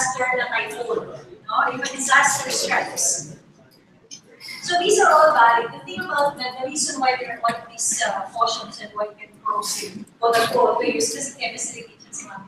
Kaya ganyan yun. Terminology. Okay. Yes. So what are the evidences? Yes, exactly. Kaya mahirap kasi, first you have to establish the validity. And the burden of proof for establishing that is on you, on the student. Kasi ikaw ang nag-gain the value excuse ito. At ikaw ang gumagamit. So you have to marshal your evidence, no? So if you're citing illness, then make sure you have a valid medical certificate. And for yung illness na ito, is also to understand, it must be a serious or life-threatening illness. Or, diba? Kasi hindi naman reasonable yun. Ang pag sinabi kasi natin valid, you have to understand that it is valid to reasonable human beings. Okay? Plural human beings. It cannot just be valid to you. It has to be, so hindi siya relative na, because you think it is valid. You may, of course, that is the initial position. You think, you personally think it's valid, but it has to be like any process of meaning making. Then the other party, through your communication, you also have to arrive at the same understanding, right? Na oo nga, balik niya ito. Kaya muna, ideally sana, we have a list of the circumstances. And then, and we will just talk about the list, no? And how did we arrive at the list? Then, I think, wala, this is a process of reasoning. Okay. So, if we are reasonable people, then ideally we think about these rules as having a reason behind them. Okay? They are not there to just do it. Why? Right? What is the reason? So that's what I'm trying to stress. So we arrived at the place, but then also the idea of evidence. So for illness, it's a medical certificate by a doctor or a hospital if you were confined. If for bereavement, death certificate or any other proof you think will show that yung typhoid ay yun hindi na kailangan actually, except na some people, I have had a student that came na hindi siya nakapag-take ng exam dahil may bagyo. Pero yung mga ibang binagyo, hindi naman. Sabi mo, nag-take naman sila ng exam. And then, hindi clear to me kung ano mo talaga ang praise sa presidency kung estudyante nito. Kasi in some instances, most of the time, nasa Maynila naman siya, but then for that particular time, particular nasa probinsya siya. So, masyadong magulo yung ambiguous, no? At hindi rin naman niya actually magulo. At tapos ito daw, so that's one. So, you need to have evidence that are acceptable to other people, that will be accepted according to law. In other words, incontrovertible yung evidence. Okay? Yeah, police report, like about that police report, no? Or if you are not the sort who want to, I think, no? If you're, kasi some people are so traumatized by this horrible event, ayaw nila mag-police kasi matotrauma pa sila sa police. Or bukti ang kriminal. Or for example, kung magsunod sa police sa habol yung kasama ng kriminal. Kaya nga, merong mga, there are valid short reasons for you not doing certain things, no? Like filing a police report. Then, if you can get somebody for this, to this actual, to this. However, the thing is that, and that's why it's corrosive, even with evidence, something can still be debatable. Because it is a product of process of interpretation. And in this instance, the interpretation is done by a first-time individual. That is the FIC. Okay? It is the FIC that assesses your particular story, right? Now, depending on what the FIC sees, they interpret the conclusion that he or she arrives at may or may not be in your favor. Okay? And then when that happens, you have to make an assessment for yourself. Is this work right for? Etc. etc. So, kaya ideally, huwag tayong susuong dun sa bagay na hindi na tayo, you know, you're not really passionate about it. Or you're not, it's not a life's work. So, normally, most FICs will accept illness, will accept it, even without a lot of proof. If ako, for example, if you say na namatayan ka, most people, including me, magdadalawang percent kung hindi na pa kayo ng certificate. Kasi it sounds halos, right? Parang mga pinaganda. So, may mga ganyang circumstances. So, ang nangyayari dyan, tinitingnan mo lang yung, ang nangyayari niya, I will not question, I'm only talking about me, I'm not talking about what I see. I will not question the particular disease itself. I will also look at the totality of your performance in the course so far.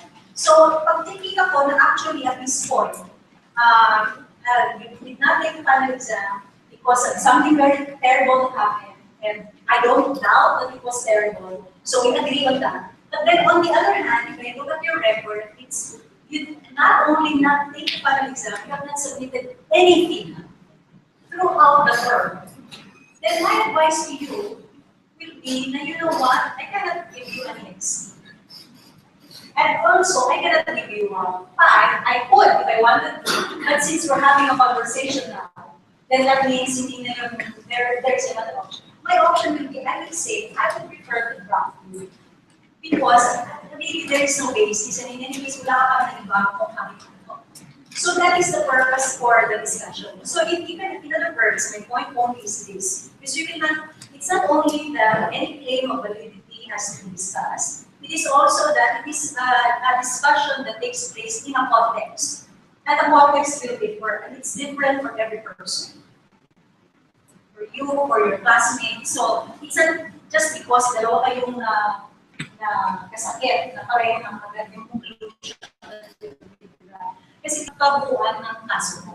Usually, people naman do not, actually the only people I know, in terms of since people are reasonable, generally speaking. At actually, exception naman po talaga yung mga matutulas. At mga magulang ng mga tao. Okay? Exception yun. Kasi it takes effort to make dudas. Diba? Lalo isip yun eh. Isip ka pa, sabihin mo, sinabi nito, Diyos mio, kung yung oras na yun, ginugol mo para paluhin yan, ginamit mo lang para gawin assignment. Tapos ka na sana. Okay? Hindi pa. So, kakaunti lang po talaga yung ano. So, I think always that benefit of the doubt. No? Usually what happens is that people who ask for consideration and cite a valid excuse are people generally who are doing well. No? And who do not want to interrupt just like that. What if, for example, yung connection is dito makapasok sa tayo ng Yeah, so that's the determination of the teacher has made. That's also a circumstance. Kasi nalala ko last year, bilang photo ng UCT, to the point, ilang effect niya, most of the Philippines, walang connection, kahit mag-high-speed ka pa kahit mag-flow. Yeah, again, that can be cited as a reason, but that has to be very specific to that period. In other words, you can only be excused for this work for that particular period. If your record shows that you have not done anything prior to the moment, I can excuse the work for the period, but not the rest. Kasi, for example, sabihin ka mo, earnings, ay high-speed siya. Very good. Okay, very good. Actually, sa buong Pilipinas po din, hindi ka na-accept sa excuse. Huwag ka na lang mag-online learning, huwag ka na lang pumasok sa YouTube. Ganun lang ang sagot dyan. Okay? Kasi lahat tayo may ganung problem. Yes.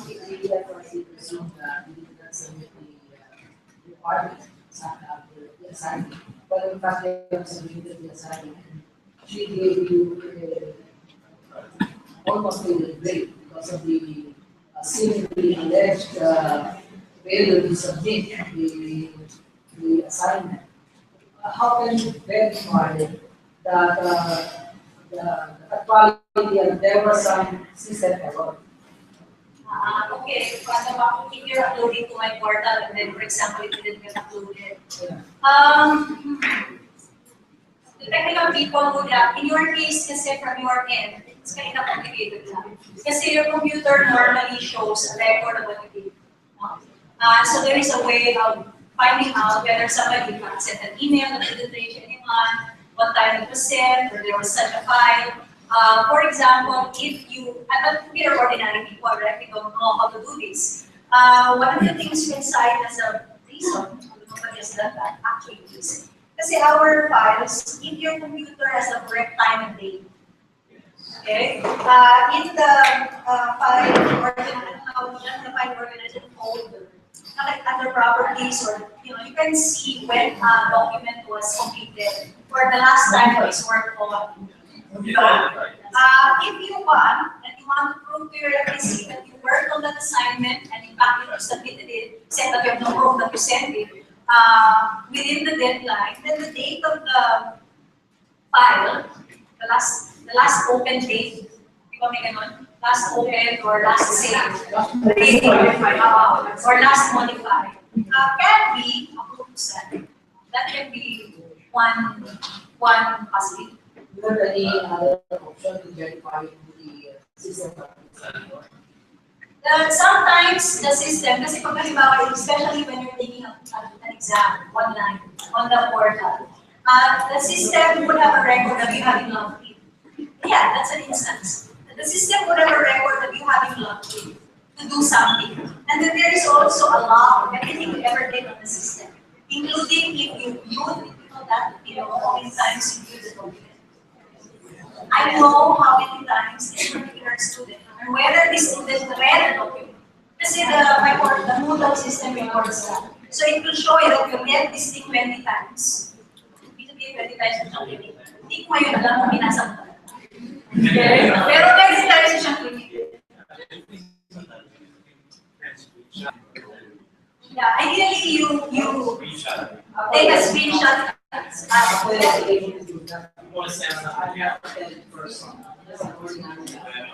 Yeah, anyway, you can ask, you can request.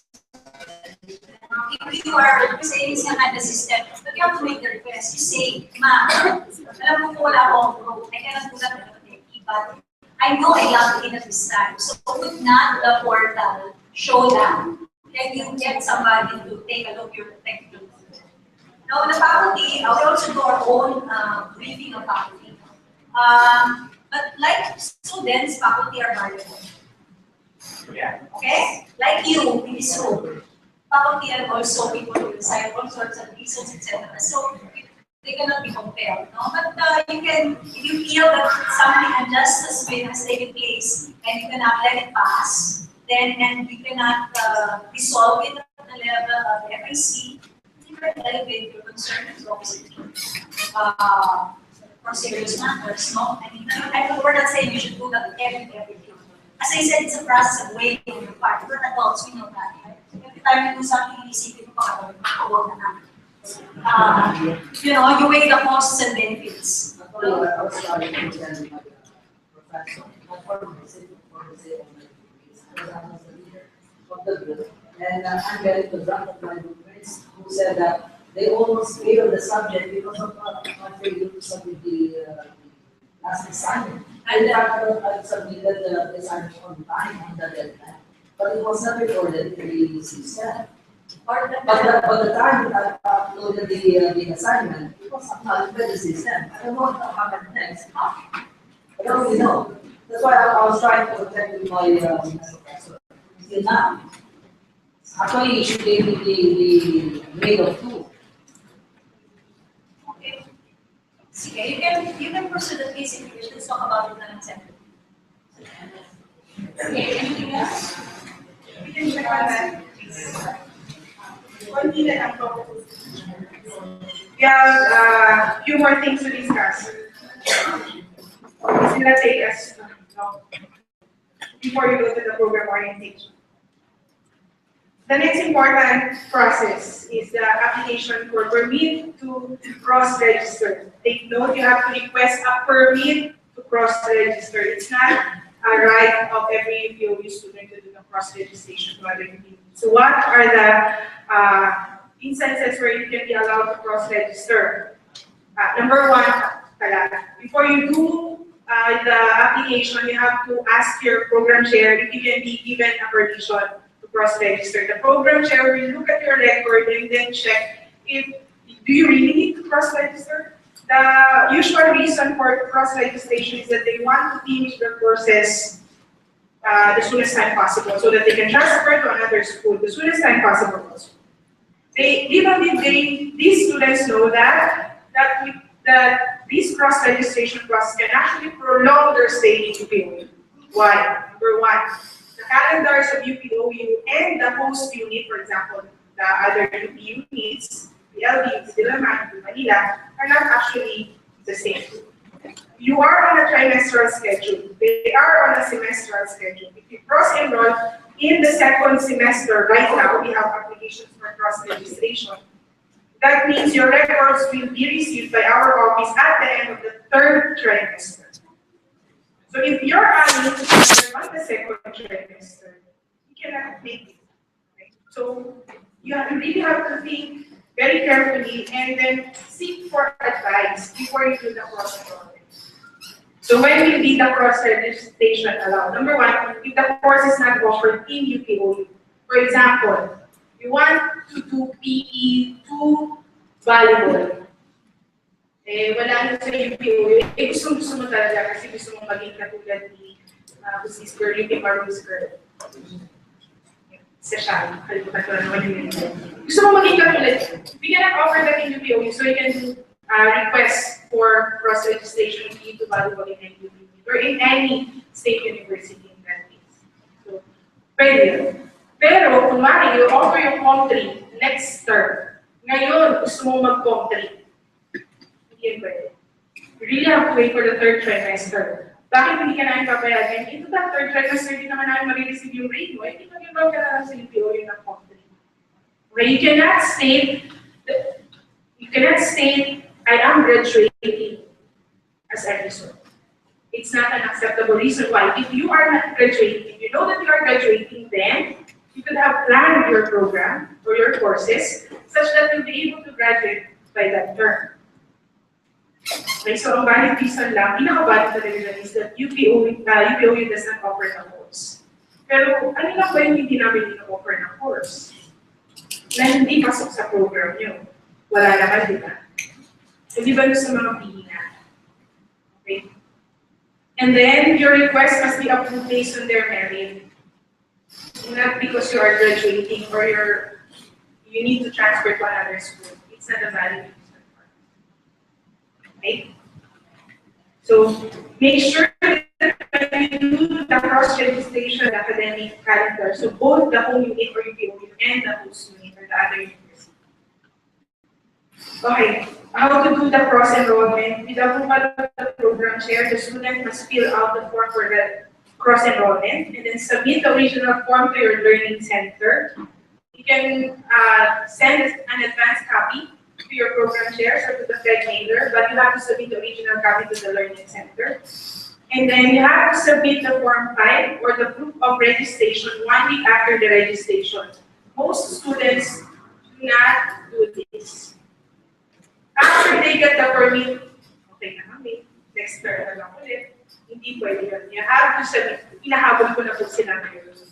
So if you do not submit your Form 5 by end of January, those who are cross-enrolling for the second semester in other units, you'll get a notice from me and you'll get a call from me saying that you have to submit your Form 5 as soon as time possible. And then at the end of the semester, you have to submit a true copy of grades indicating your final grade in the cross-enrollment process. Again, you have to do this 1 week upon release of grades for our records. So, dati madami na po cross-enroll. Ngayon, isa na lang sa grades. Tapos, mga 5 na lang yata sa 80. Kaya na din ako cross-enroll. Okay lang. And then for the programs with comprehensive exam, especially the Master of Business, you have a comprehensive exam that you have to take after all your core and elective courses have been completed satisfactorily. So this will be discussed further in our program orientation. There will be a form that you have to fill out. You only do this upon advice of your program chair. And then you will receive a notice of your notice of exam. Notice of schedule of exam for your competency exam. And this is usually taken on a sit-down exam at your learning center.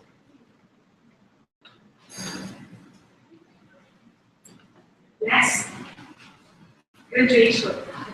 Hindi lang kayo ang umaasa na graduate kayo. Kami din. Okay? So graduation, this is the last process. Take note that there is a policy that if you don't have an application, you will not graduate. So if you feel that you are graduating this trimester, second trimester, you have to lodge your application now. Pero ang 3 terms pa, huwag ka munang mag-lodge ng application. Pero graduate na siya, parang 15 minutes ko lang natitake na sa AA. Pero may application for grad. I use the prescribed form and check the deadline for the application for graduation. During the term, you will receive a notice from me about your application for graduation. What are your deficiencies? What you need to submit? What are the forms that you need to accomplish before you get a clearance from the faculty? After our evaluation, we will recommend your graduation to the Faculty of Education. And then if the Faculty of Education approves your graduation in the Faculty Council, you'll be endorsed to the University Council. From the University Council, you will be endorsed to the Board of Regents. That's after the approval of the Board of Staff and graduate. Take note that we received a number of inquiries regarding marching in the graduation ceremony. As you know in the calendar, the batch of students who will march in July graduation are the graduates from up to the second trimester. The third trimester, you cannot graduate because the last day of classes is also the date of the graduation. Okay? So it's clear there that you are not going to graduate. Not going to march. Okay? But you will surely graduate by the third trimester. It's just that we cannot make any arrangement para umakyat kasi ito dito sa July 25. Okay? July 25 is the graduation for this year. That's also the last day of the third trimester. Now, what if hindi ka natapos, pero hindi ka graduate, tapos nawala ka na lang sa UTOU, ano gagawin mo? And you have to apply, you have to tell us that you are voluntarily withdrawing from the program, especially those who are not yet on the maximum residency status. But you just need to write the dean informing us that you are withdrawing voluntarily from the program. This is also the same case as that of the dropping. We will never know what happened to you unless we declare that you're out of the program because you are on maximum residency. You already exceeded the maximum residency. Is that clear? We can have 1 or 2 questions for the open forum before we go to the program orientation. Bakit may residency report? Paano ito naman? Meron sila residency report. Allowed to have to finish their program in 7 years. Best 10 years. MBE 7 years. GCDE 2 years.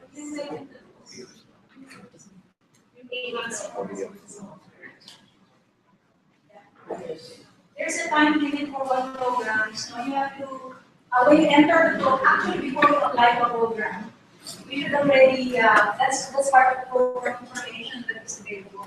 How long are you expected to finish the program? This is a requirement for all universities in the program. Unless makakuha sila, hindi sila makakuha sila. Mayroong time limit. Valid yung question mo from Open University context. Kasi, if you're an open university, and usually a lot of open universities are second chance universities, meaning to say, it offers you an opportunity to complete your education because during the first time you tried, something happened and you're able. So second chance, no? Ideally sana, wala nang time limit. In fact, when the AA program was first instituted in 1998, wala siyang maximum residence. But the value of having a maximum residence is this. It allows you to decrease our certifications. When the university gives you the diploma or a degree, the university is certifying that you are good for something. That you have the knowledge and the skills that are part of what we would expect of somebody with this degree or certificate. No, so if you graduate 20 years after you started, dahil wala namang time limit, even if technically na-complete mo lahat ang requirements, by the time we give you the degree, asan na yung degree sa ano lang. Di ba? I think, nobody might know that, but you know, na really, this degree, what does it mean? I don't remember anything that I did for it. So kaya may mga time limit, especially for very critical professions. Imagine mo kung walang time limit ng medicine. Tapos naging doktor yung kumapin. Tapos naging doktor mo. Diba? So, in fact, di mga doktor na, di ba yung sinasabi pa rin, in fact, kahit sila may degree na, they have to keep on studying throughout their lives and keep on earning these grades. And they have to keep on showing that para sila ma-ibigay yung license or masasama sila sa isang professional association. Kasi kung halimbawa, you're a surgeon and you're not a member of the College of Surgeons, kung surgeon sa kanya.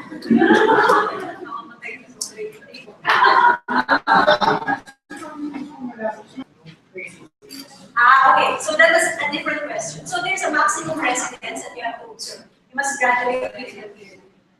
Why should you apply for residence when you are, for example, you've completed all your courses already, or there is no course you can take this term? Why do you have to enroll for residence? Or if you are going to complete the next year, bakit? Kasi if you are not enrolled for residence, it means you're not registered, so we cannot do anything with you. Anything we do in regard to your record is invalidated by the fact na hindi ka naman registrado. So, kung halimbawa, we allow you to graduate, or we approve your graduation, because many people are just in residence, they already completed, but they're waiting for their graduation to be approved. We approved your graduation, but you're not registered for them. Our approval will not hold water. So that's why. Okay? And then secondly, the other thing is that you will not remember many of the things that Professor Reyes said. And in fact, maybe that's not the point of it. Because ideally, these are all supposed to be contained in a manual or handbook. But you will just consult and they are. You will not remember how different the forms look like. In fact, they will look the same. Unless you read. Which is why, napaka-important ng reading skill. Kasi for example, with academic calendar, marami pong nalilito. Akala nila, yung tinitingnan nila academic calendar, ay yung sa trimester, yung pala ay sa semester. So, makakaway na kayong lahat. Yung kayo na pala kayo tinitingnan. So, mangyari po tingnan ninyo na at the top, next time for our next academic calendar, I will insist. The trimester will be written in large letters. Ito po tingnan, trimester. Baka kasi semester ang makita nyo. Okay. So, basically what I want to say, just to conclude this portion about the rules. That you need to read carefully any form, because they really all look alike. And then forms are personally, I do not mean our forms. I mean anytime it's asked me to fill in a form, I get really upset. Because it is, you have to make hindi the form. Right? Ano ba yung logical niya? Kanya ako tinatanong kung anong bigat ko. Ano pakialam mo kung ano yung school? Why do you care if I'm male or female?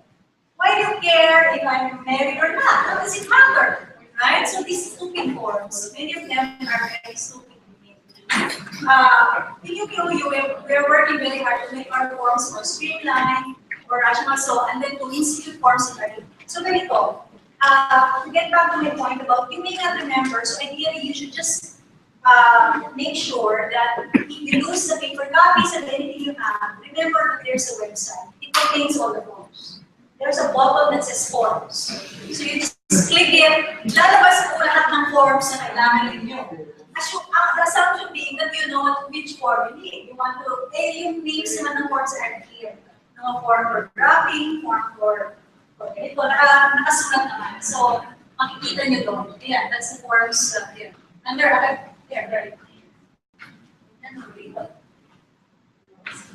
Popular names forms. Okay. Doon nyo lang. Kasi siyempre kakalimutan nyo. Okay? But the other thing is, the principal also, with regard to graduation, why you have to apply? I mean, po ako ito, magtatanong din ako na, bakit kailangan ko apply ng graduation? Hindi ba isa dyan? Hindi ba dapat yung alam na dapat ako mag-graduate? Dapat ko kailangan ka mag-apply. Ano yung sabihin? Ang ibig sabihin na kasi, una na, as students, although there are all of these rules, you can always not follow them. Even if we say that the regular load is 12 units, you can opt not to enroll 12. You can opt to enroll only 3 minimum. So hindi ka necessarily regular schedule mo. So I cannot judge from your student number or from your year of entry na ikaw ay graduated na pula. Okay? Pangalawa, matatanda na pula. Yung mga ganyang bagay, buhay mo yan din. Dapat ikaw ang nakakaalam na ikaw ay graduated. At ang trabaho namin is just to verify. Totoo po yun, mga kansan. Graduating ka naman. Congratulations! And then we will give you the certificate, no? So you have to know where you are in your program. You have to keep track.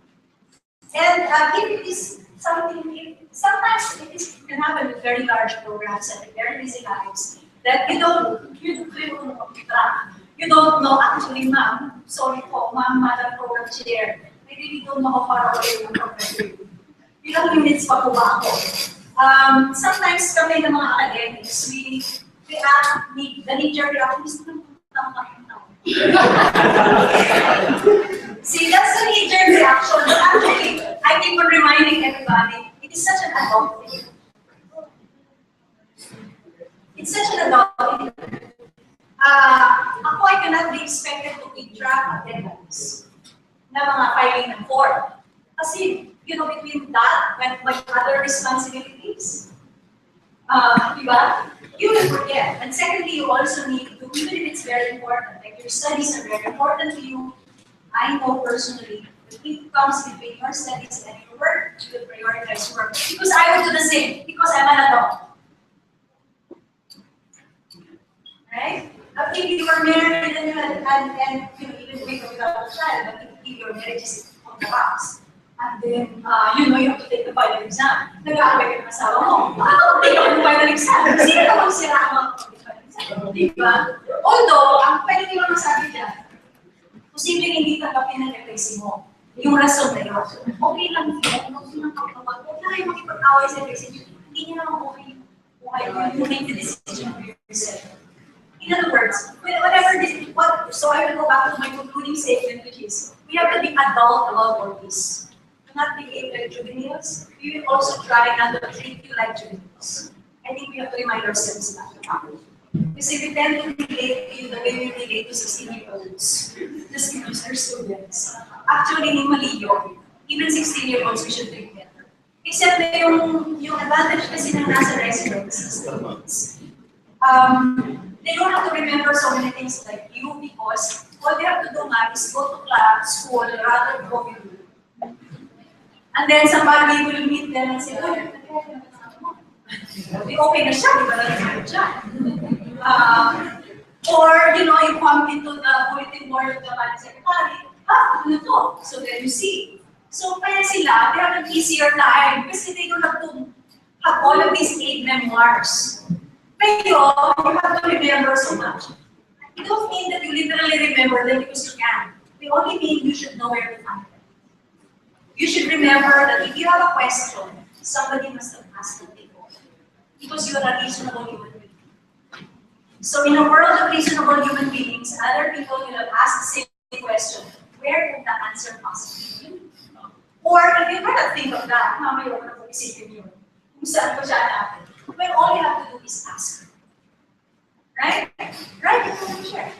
Now, I'm sorry this may sound stupid, but I really can't find the link of something. Can you just tell me where it is? We will remind our program chairs to please be courteous and respond courteously. Okay? And not make honest to you. Okay?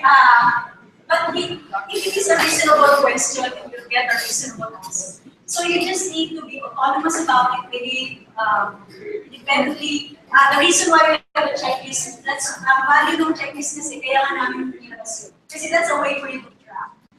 If you have to fill in a checklist, or keep on completing your checklist every time you enroll. And even that's a way to remember na we're graduating ka na. Makikita mo naman, di ba? So, but if you don't have that thing to do during registration, then mahirap to remember. So that's why there are these forms out there. Because there are ways of remembering, there are ways of recording. Even the institution forgets. So unless we have a record and it's on file, then it did not happen. Ganun lang yun in a bureaucracy. It did not happen. So we don't want that. This is very real for you especially. It has very real consequences when something happens to you. So that's the reason why. Okay? Thanks. Alright, last One question lang. Yeah. From my classmate, the live stream offshore, is the compre for offshore students online? We will talk about it during the Do the next next presentation. Thank you. Now, last 3 slides are the student support services. These are what you're going to be. Number 1, learning centers. We have 7 learning centers. What are they?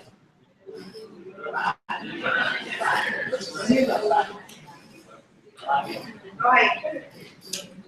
The 7 learning centers who are tasked to do the following. Pero bago tayo pumunta dun, these are the correct names of your learning centers.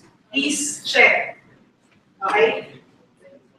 Your form should reflect the correct names of your learning centers. Hindi po UPD-9 o kaya UPLB. Wala pong learning centers sa UPLB. Nalilinaw po ang mga forms nyo.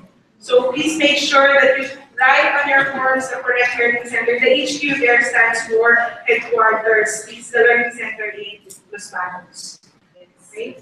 Now, if you are in Los Baños and you say in Los Baños and then secondly you put LC Diliman in your learning center, please make that correct. Kasi all our transactions per student is addressed through your learning center. For example, if you have an exam, sit-down exam, tapos ang nilagay mo ay LC Diliman, yung pala offshore ka.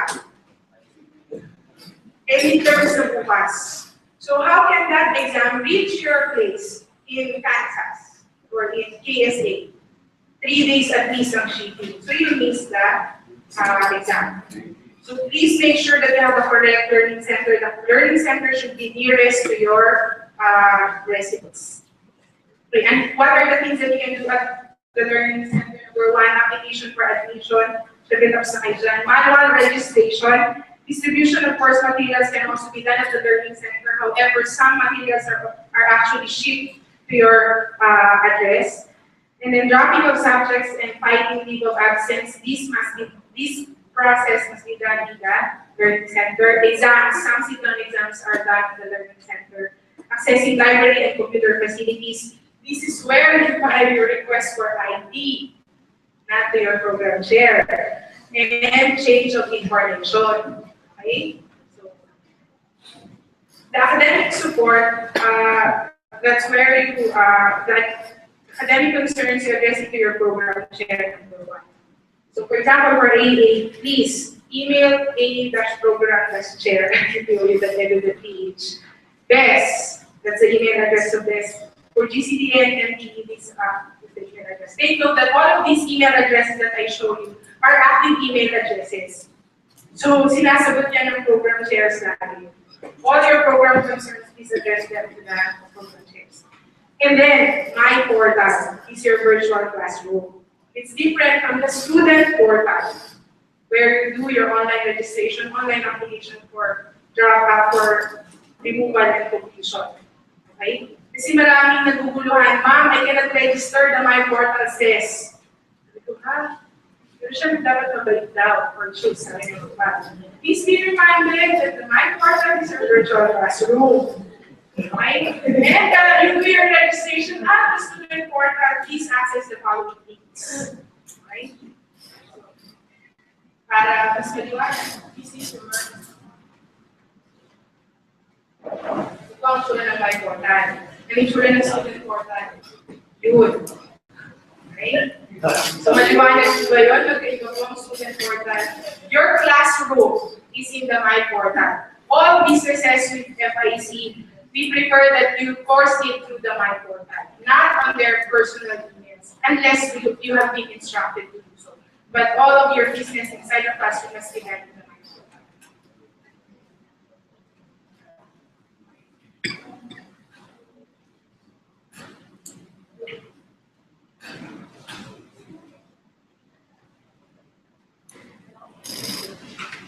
For administrative support, for other academic inquiry, if you are not sure kung kanino yung i-address, please address your inquiry to fed@upou.edu.ph. Yung kung sumasagot sa Fed ay hindi position generated. Okay, so mapili nyo, hi, ano kayo? Last na, yeah. Hi, I want to know if I can enroll. Tapos yung email address niya ay, I am so cute. Specify po, if you're not using your UPOU account, later we'll discuss about the UPOU account. But please make sure that you introduce yourself, especially if your email address does not indicate that your name. Okay? Please let me know if I can enroll. It's an email address na I'm so sure. And then we also have the official Facebook page. Official.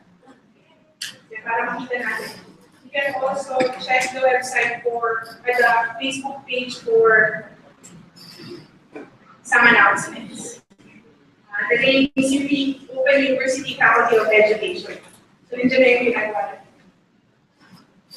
We might also upload the videos here. The orientation is recorded so that those who miss the orientation and kung gusto nyo i-review na pag-usapan, can look at the Facebook page. And for other administrative inquiry, you can check the University of the Register email addresses for admissions. If you have concerns on your TOR, please email the admission section. If you have concerns for your enrollment, please email the registration at upou.edu.ph. Except, of course, the enrollment advice. That will not be answered by the registration. Your program chair will answer the inquiries regarding what courses you can take or why not. Right, and then the record section for request of documents. And lastly, for the technical support, sabi nga, the minimum requirement for UPOU student is that you have to be computer literate, at least. Minimum requirement of computer literacy. And then you have to have a UPOU email account with the domain at upou.edu.ph. Sino dito yung activated UPOU? Okay. Sino yung dito? Sino yung pinadalahan? Baka kasi hindi nyo lang alam that the UPOU domain is powered by Google. Okay? So, you just go to Gmail and then type your address, the whole address at upou.edu.ph. And then your password. Wala ka rin. In that case, we have a login sheet, we have a sign-up sheet at the registration. Please write your name and then give your working email address so we can check whatever you concern on email address. We would appreciate that every time you send us an email, you use your UPOU account. May mga technical issues yung paggamit, kaya mas gusto namin sana na UPOU account yung gagawin. So you go to gmail.com. Yeah, you just go to Gmail.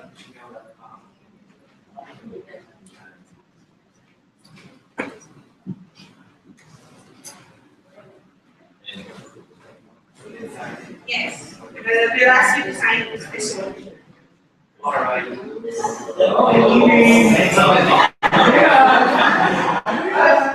Official yan. That's an official. So when you go to Gmail, you just need to sign in. Feeling ko karamihan ng problem din ito. They don't know that they have to go to Gmail. Yes. So you just need to sign in. And then, wala kayong dyan. So, kunwari, just sign. It's the whole email address. Yes, the whole domain. At upou.edu.ph. Question. Di ba may everything na nakikita? Wala ako, sino na ito sa akin? Ano ka na internet shop? Hindi. Wala naman sa So, ano na ako, Let me check. nakalagin ako, sabi ka na dito. Okay, in that case, please write your name on the sign-up sheet and then we'll just check the name. The sign-up sheet is at the registration. So, the other questions, please send your questions to the Fed Secretary later or to the Fed table or to your program chair if you have other questions. You may be able to address some of that during the Orientation, the program orientation. Yes, Yes, ma'am. One last point, other difference about being in the assessment, for you to get any information you need to write. Okay, and then the reply is also written. Okay, it's also from demand for your literacy of the higher literacy. Kung illiterate ka, hindi kayo na for literacy skills, it's a problem. So aside from the language issue, you also need to think about the fact that when it's written notes of communication, to signify certain things like tone,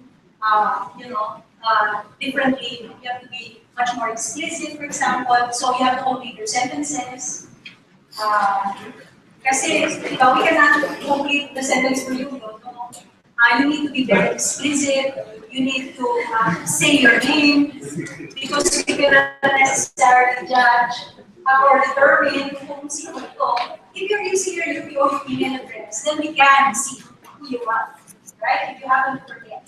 Okay? But if you're using another address that doesn't indicate your name, or, this is such a terrible thing what I have to say, some people use their partner's email address. It's a conjugal. Kasi they love each other very much. So some woman, it usually happens with a female married. It's their husbands, it's very, actually it's kind of upsetting because it has its issues with identification of you. So we can insist, we don't know who the hell you are.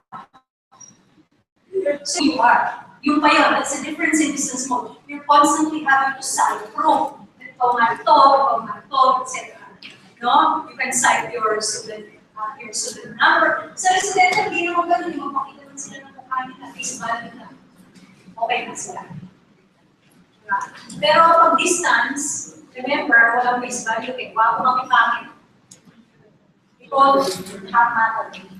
It has to be your written identification. So you will say, ako ito, I am on this, this is my question, and I would like to address this question to Ganyan, and I have these circumstances, I am malayo from the testing center or the learning center. So you have to be more explicit. You have to be more explicit. Secondly, remember that it is a written form of communication, it can therefore be used both for and against you. If you are bastos in your email, that can be grounds for disciplinary action. And this is a warning I give not only to students but to everybody, including the university staff. Kasi you cannot deny it, mayroong nakasulat. So hindi mo pwedeng sabihin, hindi ko po sinabi yan. Wala po akong misadvise. I did not misadvise the student. I did not say that he should enroll X instead of Y. E paano kung sinistab student ng Nueva? Na-advise mo siya. Nag-email siya. So, careful na tayo. So, ganun din kayo. If you are rude or, if they verbally attack or assault or somebody you kasi you think they're or something, that can be used against you. So, remember all of this. No matter how irritated you are. The trick is, do not write an email if you're really upset. Parang kasing yun na lang mo ba yung upset. Kasi in the first place, hindi ka rin naman makaka-communicate properly. So your email will also not be clear. Right? At saka syempre, I think that's the problem with the rant is, we don't know, do you want us to answer or do you not? Depende, diba? Sometimes, you want to really develop mo. Ngayon, face-to-face tayo, I can tell that, right? But in written communication, I can say so. We respond and then nobody claims you want more. Or if nobody responds naman because you understood it to be magagalit ka naman. You will say, tingnan mo kung magkakaroon. So be very vigilant. That's the most important. You need to be highly literate in that sense. It's not just the literal meaning of what you write, it's also the symbolic value, no, how it affects you. So we try to maintain a professional tone at all times. If you do not, if you feel that you have been wrong, then there are recourses. So if you cannot resolve it at a particular level, what happens actually if you forget to email? Because this is not naman available in the list, diba? So if you forget, then what happens is sa amin, when we get an email that we know is not for us, we simply forward it to the office that is supposed to answer. One of the things we're also working on at PPOU is assured is that we're also kasi it's new to us, right? So many of our staff also are not used to. So ideally, that we have highly literate digital citizen. You know that if you forward it to somebody, you will also inform the person who wrote in the first place and say, I'd just like to let you know that your concern is to be addressed with this office. Your message is already been forwarded. And if you would like to follow up, this is the correct address. Minsan, hindi nila nagagawa yun. Okay? The thing is that whenever there is lack of information, the rational and professional tool to give people the benefit of the doubt. And if you're particularly upset, don't act here, wait a bit. Kasi wala naman, it's not what we say. People really wait 10 days. Maybe wait 1 more hour or something, right? So, we'll try to address what we can. The reason we also want to collect your questions for those of you who see the questions or that a question occurs to you later on and we should be on. Because we also want you to put together, quickly ask questions, right? So, para then you can refer to that also. Okay? So, thank you very much.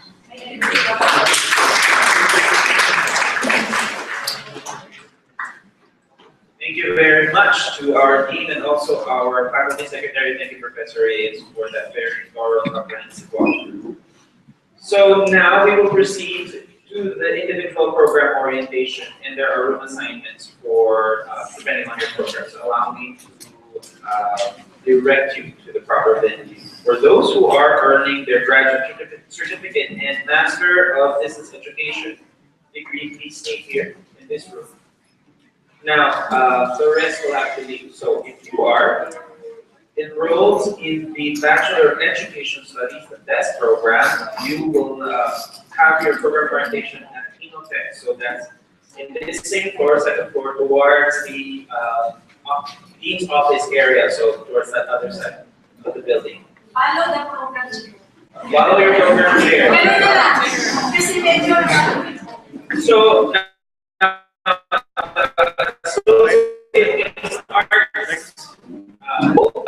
term orientation at the audio visual room downstairs in the first floor. So you should find either me or Professor or Shah. Right? So that associated nurse. Bababa na ako.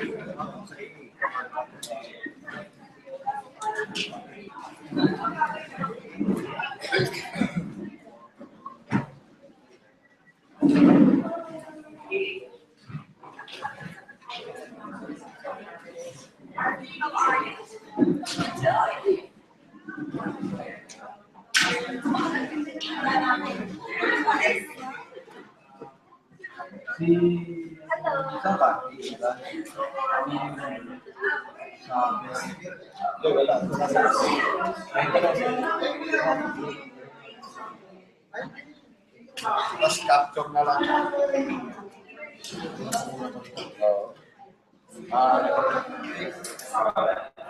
Okay.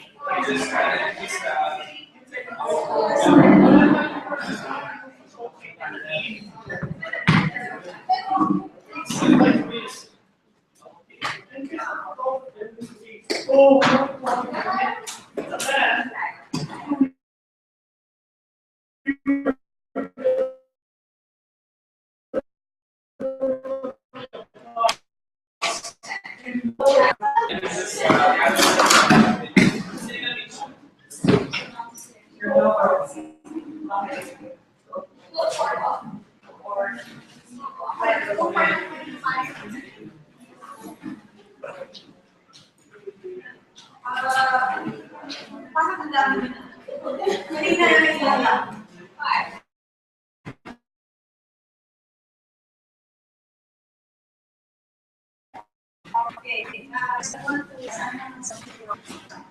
Okay.